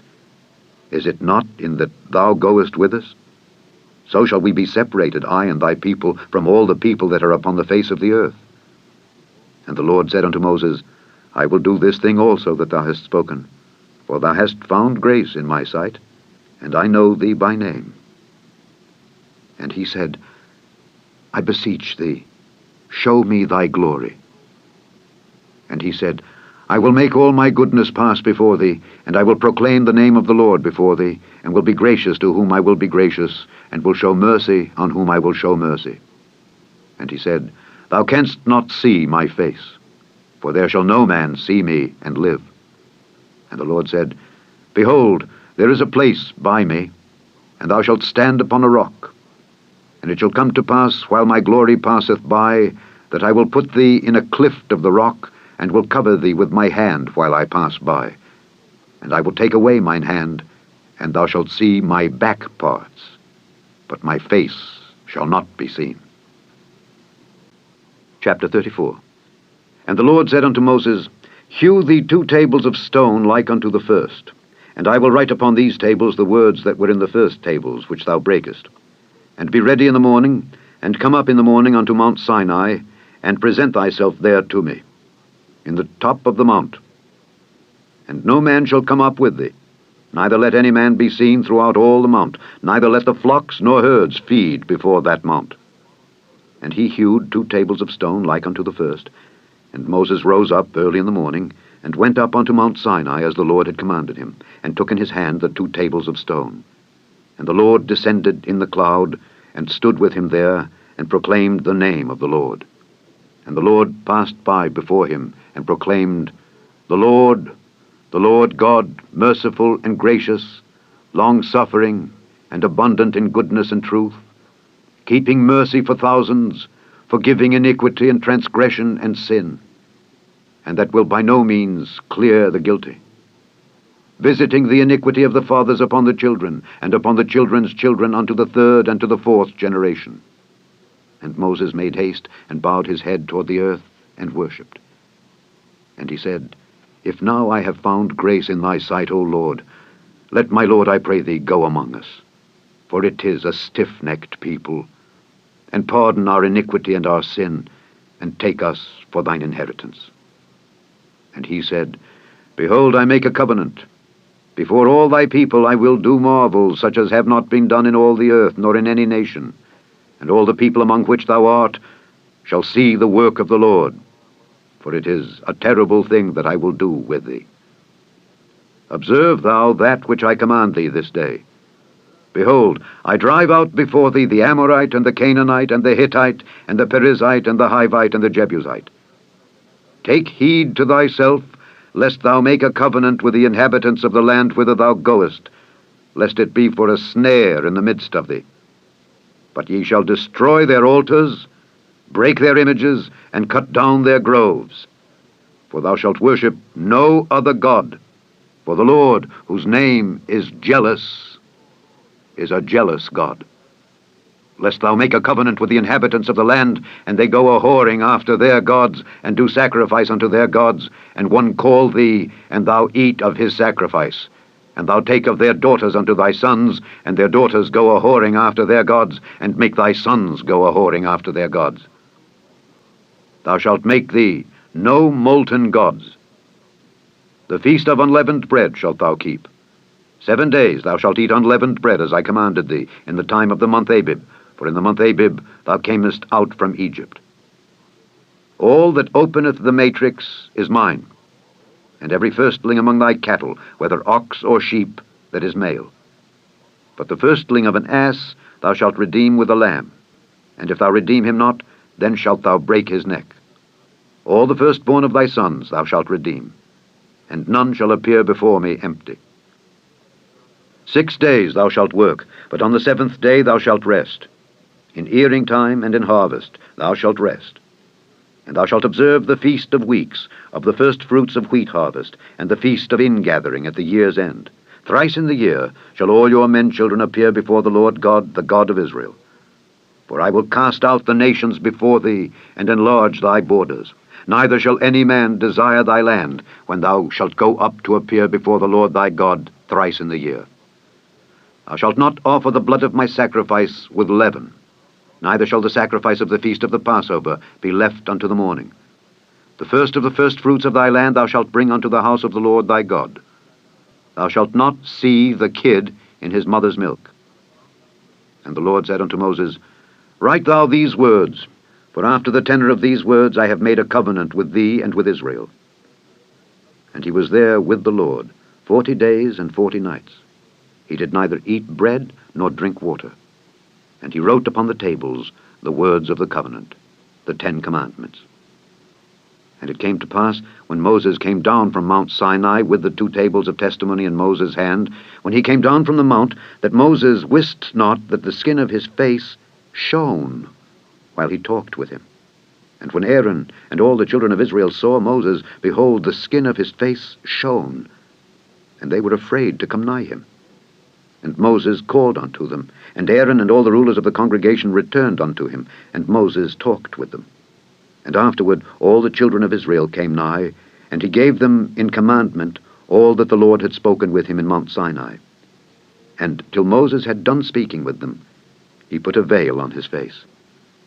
But when Moses went in before the Lord to speak with him, he took the veil off until he came out.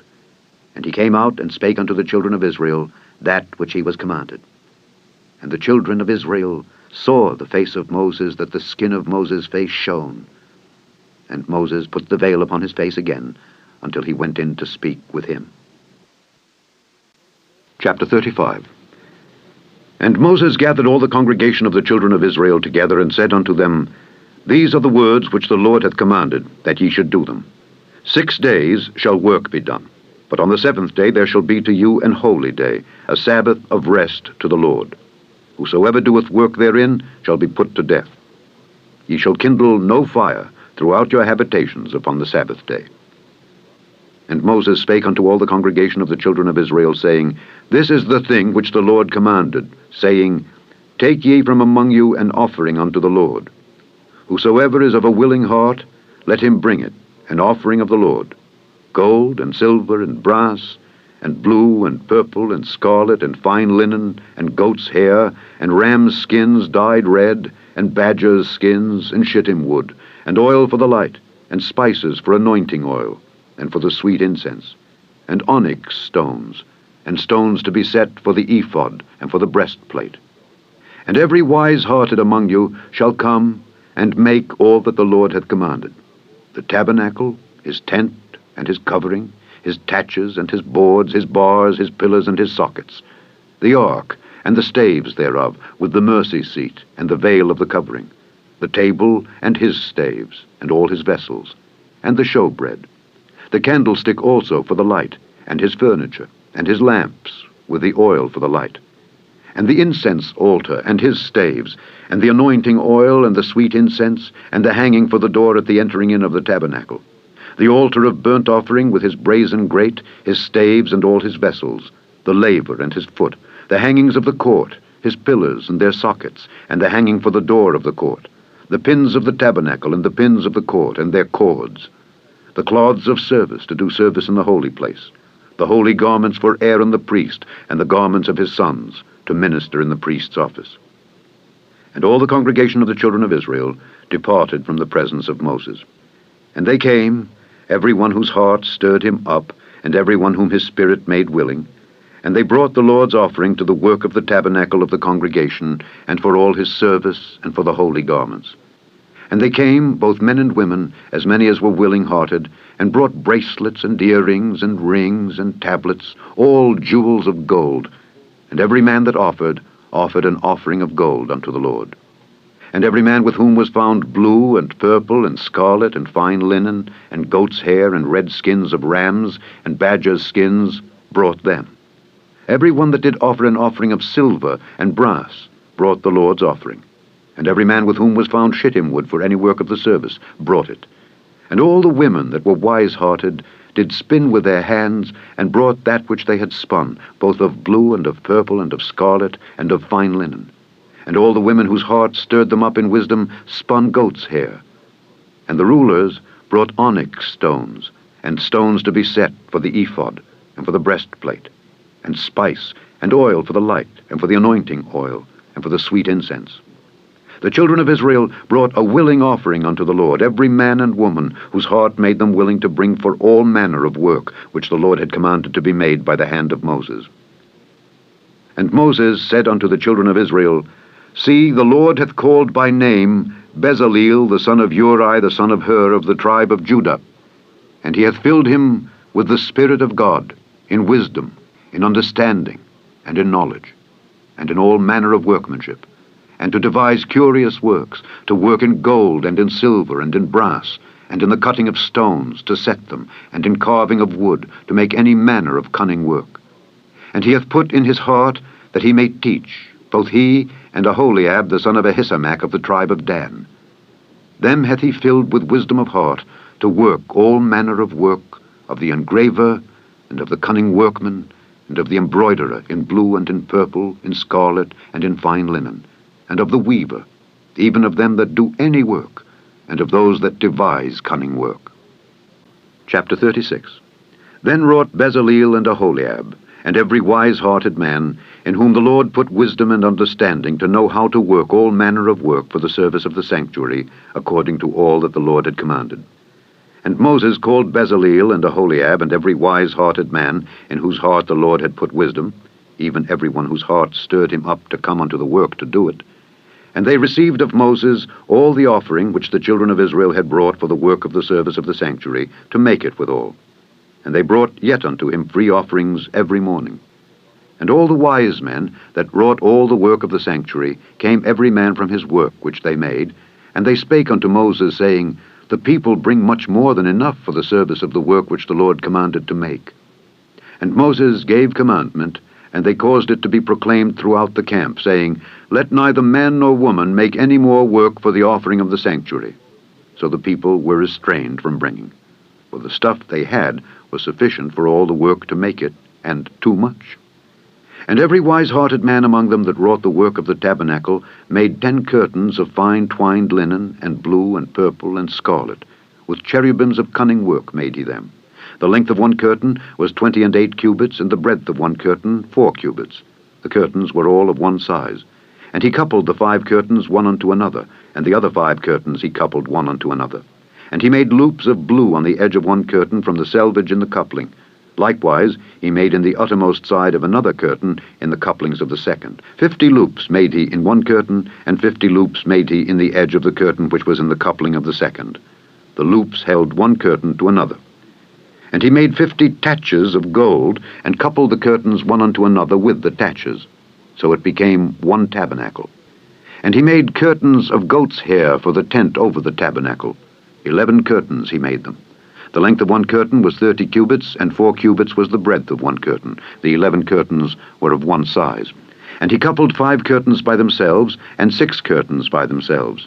And he made 50 loops upon the uttermost edge of the curtain in the coupling, and 50 loops made he upon the edge of the curtain which coupleth the second. And he made 50 taches of brass to couple the tent together, that it might be one. And he made a covering for the tent of ram skins dyed red, and a covering of badger skins above that. And he made boards for the tabernacle of shittim wood standing up. The length of a board was 10 cubits, and the breadth of a board 1 cubit and a half. One board had 2 tenons, equally distant one from another. Thus did he make for all the boards of the tabernacle. And he made boards for the tabernacle, 20 boards for the south side southward, and 40 sockets of silver he made under the 20 boards, 2 sockets under one board for his 2 tenons, and 2 sockets under another board for his 2 tenons. And for the other side of the tabernacle, which is toward the north corner, he made 20 boards. And there 40 sockets of silver, 2 sockets under one board and 2 sockets under another board. And for the sides of the tabernacle westward he made 6 boards. And 2 boards made he for the corners of the tabernacle in the 2 sides. And they were coupled beneath, and coupled together at the head thereof, to one ring. Thus he did to both of them in both the corners. And there were 8 boards, and their sockets were 16 sockets of silver, under every board 2 sockets. And he made bars of shittim wood, 5 for the boards of the one side of the tabernacle, and 5 bars for the boards of the other side of the tabernacle, and 5 bars for the boards of the tabernacle for the sides westward. And he made the middle bar to shoot through the boards from the one end to the other. And he overlaid the boards with gold, and made their rings of gold to be places for the bars, and overlaid the bars with gold. And he made a veil of blue and purple and scarlet and fine twined linen. With cherubims made he it of cunning work. And he made thereunto 4 pillars of shittim wood, and overlaid them with gold. Their hooks were of gold. And he cast for them 4 sockets of silver. And he made an hanging for the tabernacle door of blue and purple and scarlet, and fine twined linen of needlework. And the 5 pillars of it were their hooks, and he overlaid their chapiters and their fillets with gold. But their 5 sockets were of brass. Chapter 37. And Bezaleel made the ark of shittim wood. 2 cubits and a half was the length of it, and 1 cubit and a half the breadth of it, and 1 cubit and a half the height of it. And he overlaid it with pure gold within and without, and made a crown of gold to it round about. And he cast for it 4 rings of gold to be set by the 4 corners of it, even 2 rings upon the one side of it, and 2 rings upon the other side of it. And he made staves of shittim wood, and overlaid them with gold. And he put the staves into the rings by the sides of the ark to bear the ark. And he made the mercy seat of pure gold. 2 cubits and a half was the length thereof, and 1 cubit and a half the breadth thereof. And he made 2 cherubims of gold, beaten out of 1 piece made he them, on the 2 ends of the mercy seat. 1 cherub on the end on this side, and another cherub on the other end on that side. Out of the mercy seat made he the cherubims on the 2 ends thereof. And the cherubims spread out their wings on high, and covered with their wings over the mercy seat, with their faces one to another. Even to the mercy seatward were the faces of the cherubims. And he made the table of shittim wood. 2 cubits was the length thereof, and 1 cubit the breadth thereof, and 1 cubit and a half the height thereof. And he overlaid it with pure gold, and made thereunto a crown of gold round about. Also he made thereunto a border of an handbreadth round about, and made a crown of gold for the border thereof round about. And he cast for it 4 rings of gold, and put the rings upon the 4 corners that were in the 4 feet thereof. Over against the border were the rings, the places for the staves to bear the table. And he made the staves of shittim wood, and overlaid them with gold to bear the table. And he made the vessels which were upon the table, his dishes and his spoons and his bowls and his covers to cover withal, of pure gold. And he made the candlestick of pure gold. Of beaten work made he the candlestick. His shaft and his branch, his bowls, his knops, and his flowers were of the same. And 6 branches going out of the sides thereof, 3 branches of the candlestick out of the one side thereof, and 3 branches of the candlestick out of the other side thereof. 3 bowls made after the fashion of almonds in one branch, a knop and a flower, and 3 bowls made like almonds in another branch, a knop and a flower. So throughout the 6 branches going out of the candlestick. And in the candlestick were 4 bowls made like almonds, his knops and his flowers. And a knop under 2 branches of the same, and a knop under 2 branches of the same, and a knop under 2 branches of the same, according to the 6 branches going out of it. Their knops and their branches were of the same. All of it was one beaten work of pure gold. And he made his 7 lamps, and his snuffers, and his snuff dishes of pure gold. Of a talent of pure gold made he it, and all the vessels thereof. And he made the incense altar of shittim wood. The length of it was 1 cubit, and the breadth of it 1 cubit. It was 4 square, and 2 cubits was the height of it. The horns thereof were of the same. And he overlaid it with pure gold, both the top of it and the sides thereof round about, and the horns of it. Also he made unto it a crown of gold round about. And he made 2 rings of gold for it under the crown thereof, by the 2 corners of it, upon the 2 sides thereof, to be places for the staves to bear it withal. And he made the staves of shittim wood, and overlaid them with gold. And he made the holy anointing oil, and the pure incense of sweet spices, according to the work of the apothecary. Chapter 38. And he made the altar of burnt offering of shittim wood. 5 cubits was the length thereof, and 5 cubits the breadth thereof. It was 4 square, and 3 cubits the height thereof. And he made the horns thereof on the 4 corners of it. The horns thereof were of the same, and he overlaid it with brass. And he made all the vessels of the altar, the pots and the shovels and the basins and the flesh hooks and the fire pans. All the vessels thereof made he of brass. And he made for the altar a brazen grate of network unto the compass thereof beneath unto the midst of it. And he cast 4 rings for the 4 ends of the grate of brass to be places for the staves. And he made the staves of shittim wood, and overlaid them with brass. And he put the staves into the rings on the sides of the altar to bear it withal. He made the altar hollow with boards. And he made the laver of brass, and the foot of it of brass, of the looking glasses of the women assembling, which assembled at the door of the tabernacle of the congregation. And he made the court. On the south side southward the hangings of the court were of fine twined linen, 100 cubits. Their pillars were 20, and their brazen sockets 20. The hooks of the pillars and their fillets were of silver.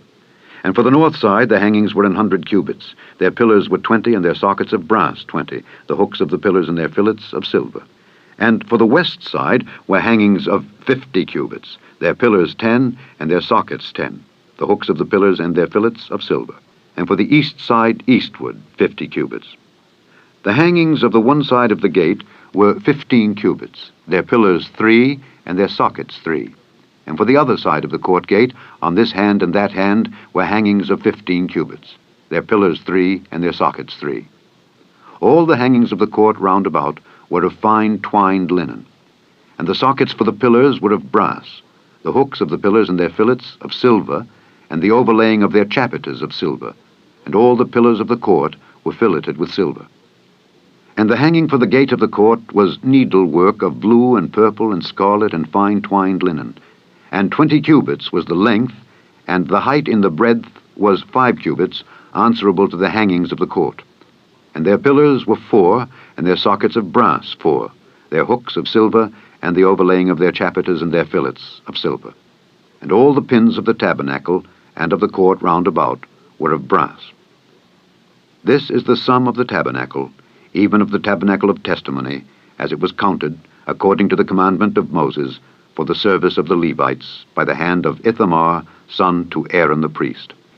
And Bezaleel the son of Uri, the son of Hur of the tribe of Judah, made all that the Lord commanded Moses. And with him was Aholiab, son of Ahisamach, of the tribe of Dan, an engraver, and a cunning workman, and an embroiderer in blue, and in purple, and in scarlet, and fine linen. All the gold that was occupied for the work, and all the work of the holy place, even the gold of the offering, was 29 talents, and 730 shekels, after the shekel of the sanctuary. And the silver of them that were numbered of the congregation was 100 talents, and 1,760 shekels, after the shekel of the sanctuary. A beka for every man, that is, half a shekel after the shekel of the sanctuary, for every one that went to be numbered from 20 years old and upward, for 600,000 and 3,550 men. And of the 100 talents of silver were cast the sockets of the sanctuary and the sockets of the veil, and 100 sockets of the 100 talents, a talent for a socket. And of the 1,775 shekels he made hooks for the pillars, and overlaid their chapiters, and filleted them. And the brass of the offering was 70 talents, and 2,400 shekels. And therewith he made the sockets to the door of the tabernacle of the congregation, and the brazen altar, and the brazen grate for it, and all the vessels of the altar, and the sockets of the court round about, and the sockets of the court gate, and all the pins of the tabernacle, and all the pins of the court round about. Chapter 39. And of the blue and purple and scarlet they made cloths of service to do service in the holy place, and made the holy garments for Aaron, as the Lord commanded Moses. And he made the ephod of gold, blue and purple and scarlet, and fine twined linen. And they did beat the gold into thin plates, and cut it into wires, to work it in the blue, and in the purple, and in the scarlet, and in the fine linen, with cunning work. They made shoulder pieces for it, to couple it together. By the 2 edges was it coupled together. And the curious girdle of his ephod that was upon it was of the same, according to the work thereof, of gold, blue, and purple, and scarlet, and fine twined linen, as the Lord commanded Moses.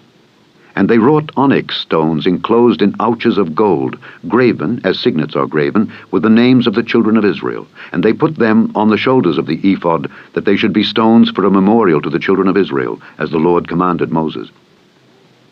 And he made the breastplate of cunning work, like the work of the ephod, of gold, blue, and purple, and scarlet, and fine twined linen. It was 4 They made the breastplate double. A span was the length thereof, and a span the breadth thereof, being doubled. And they set in it 4 rows of stones. The first row was a sardius, a topaz, and a carbuncle. This was the first row. And the second row, an emerald, a sapphire, and a diamond. And the third row, a ligure, an agate, and an amethyst. And the 4th row, a beryl, an onyx, and a jasper. They were enclosed in ouches of gold in their enclosings. And the stones were according to the names of the children of Israel, 12, according to their names, like the engravings of a signet, every one with his name, according to the 12 tribes. And they made upon the breastplate chains at the ends of wreathen work of pure gold. And they made 2 ouches of gold and 2 gold rings, and put the 2 rings in the 2 ends of the breastplate. And they put the 2 wreathen chains of gold in the 2 rings on the ends of the breastplate. And the 2 ends of the 2 wreathen chains they fastened in the 2 ouches, and put them on the shoulder pieces of the ephod before it. And they made 2 rings of gold, and put them on the 2 ends of the breastplate upon the border of it, which was on the side of the ephod inward. And they made 2 other golden rings, and put them on the 2 sides of the ephod underneath, toward the forepart of it, over against the other coupling thereof, above the curious girdle of the ephod. And they did bind the breastplate by his rings unto the rings of the ephod with a lace of blue, that it might be above the curious girdle of the ephod, and that the breastplate might not be loosed from the ephod, as the Lord commanded Moses. And he made the robe of the ephod of woven work, all of blue, and there was an hole in the midst of the robe, as the hole of an habergeon, with a band round about the hole, that it should not rend. And they made upon the hems of the robe pomegranates of blue and purple and scarlet and twined linen. And they made bells of pure gold, and put the bells between the pomegranates upon the hem of the robe, round about between the pomegranates, a bell and a pomegranate, a bell and a pomegranate, round about the hem of the robe, to minister in, as the Lord commanded Moses. And they made coats of fine linen of woven work for Aaron and for his sons, and a mitre of fine linen, and goodly bonnets of fine linen, and linen breeches of fine twined linen, and a girdle of fine twined linen, and blue and purple and scarlet of needlework, as the Lord commanded Moses. And they made the plate of the holy crown of pure gold, and wrote upon it a writing like to the engravings of a signet, Holiness to the Lord. And they tied unto it a lace of blue, to fasten it on high upon the mitre, as the Lord commanded Moses. Thus was all the work of the tabernacle of the tent of the congregation finished. And the children of Israel did according to all that the Lord commanded Moses. So did they.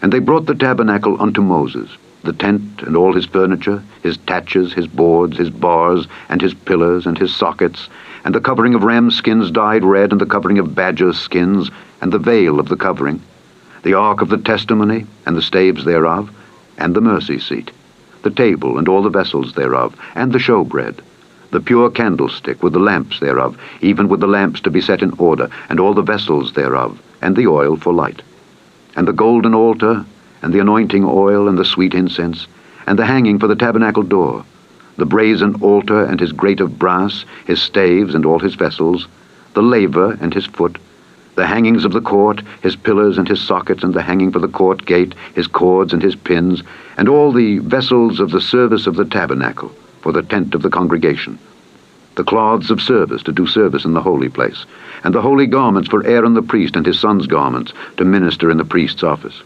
According to all that the Lord commanded Moses, so the children of Israel made all the work. And Moses did look upon all the work, and behold, they had done it as the Lord had commanded. Even so had they done it. And Moses blessed them. Chapter 40. And the Lord spake unto Moses, saying, On the 1st day of the 1st month shalt thou set up the tabernacle of the tent of the congregation. And thou shalt put therein the ark of the testimony, and cover the ark with the veil. And thou shalt bring in the table, and set in order the things that are to be set in order upon it. And thou shalt bring in the candlestick, and light the lamps thereof. And thou shalt set the altar of gold for the incense before the ark of the testimony, and put the hanging of the door to the tabernacle. And thou shalt set the altar of the burnt offering before the door of the tabernacle of the tent of the congregation. And thou shalt set the laver between the tent of the congregation and the altar, and shalt put water therein. And thou shalt set up the court round about, and hang up the hanging at the court gate. And thou shalt take the anointing oil, and anoint the tabernacle, and all that is therein, and shalt hallow it, and all the vessels thereof, and it shall be holy. And thou shalt anoint the altar of the burnt offering, and all his vessels, and sanctify the altar, and it shall be an altar most holy. And thou shalt anoint the laver and his foot, and sanctify it. And thou shalt bring Aaron and his sons unto the door of the tabernacle of the congregation, and wash them with water. And thou shalt put upon Aaron the holy garments, and anoint him, and sanctify him, that he may minister unto me in the priest's office. And thou shalt bring his sons, and clothe them with coats. And thou shalt anoint them, as thou didst anoint their father, that they may minister unto me in the priest's office. For their anointing shall surely be an everlasting priesthood throughout their generations. Thus did Moses. According to all that the Lord commanded him, so did he. And it came to pass in the 1st month, in the 2nd year, on the 1st day of the month, that the tabernacle was reared up. And Moses reared up the tabernacle, and fastened his sockets, and set up the boards thereof, and put in the bars thereof, and reared up his pillars. And he spread abroad the tent over the tabernacle, and put the covering of the tent above upon it, as the Lord commanded Moses. And he took and put the testimony into the ark, and set the staves on the ark, and put the mercy seat above upon the ark. And he brought the ark into the tabernacle, and set up the veil of the covering, and covered the ark of the testimony, as the Lord commanded Moses. And he put the table in the tent of the congregation upon the side of the tabernacle northward without the veil. And he set the bread in order upon it before the Lord, as the Lord had commanded Moses. And he put the candlestick in the tent of the congregation over against the table on the side of the tabernacle southward. And he lighted the lamps before the Lord, as the Lord commanded Moses. And he put the golden altar in the tent of the congregation before the veil. And he burnt sweet incense thereon, as the Lord commanded Moses. And he set up the hanging at the door of the tabernacle. And he put the altar of burnt offering by the door of the tabernacle of the tent of the congregation, and offered upon it the burnt offering and the meat offering, as the Lord commanded Moses. And he set the laver between the tent of the congregation and the altar, and put water there to wash withal. And Moses and Aaron and his sons washed their hands and their feet thereat. When they went into the tent of the congregation, and when they came near unto the altar, they washed, as the Lord commanded Moses. And he reared up the court round about the tabernacle and the altar, and set up the hanging of the court gate. So Moses finished the work. Then a cloud covered the tent of the congregation, and the glory of the Lord filled the tabernacle. And Moses was not able to enter into the tent of the congregation, because the cloud abode thereon, and the glory of the Lord filled the tabernacle. And when the cloud was taken up from over the tabernacle, the children of Israel went onward in all their journeys. But if the cloud were not taken up, then they journeyed not till the day that it was taken up. For the cloud of the Lord was upon the tabernacle by day, and fire was on it by night, in the sight of all the house of Israel, throughout all their journeys. The end of the 2nd book of Moses, called Exodus.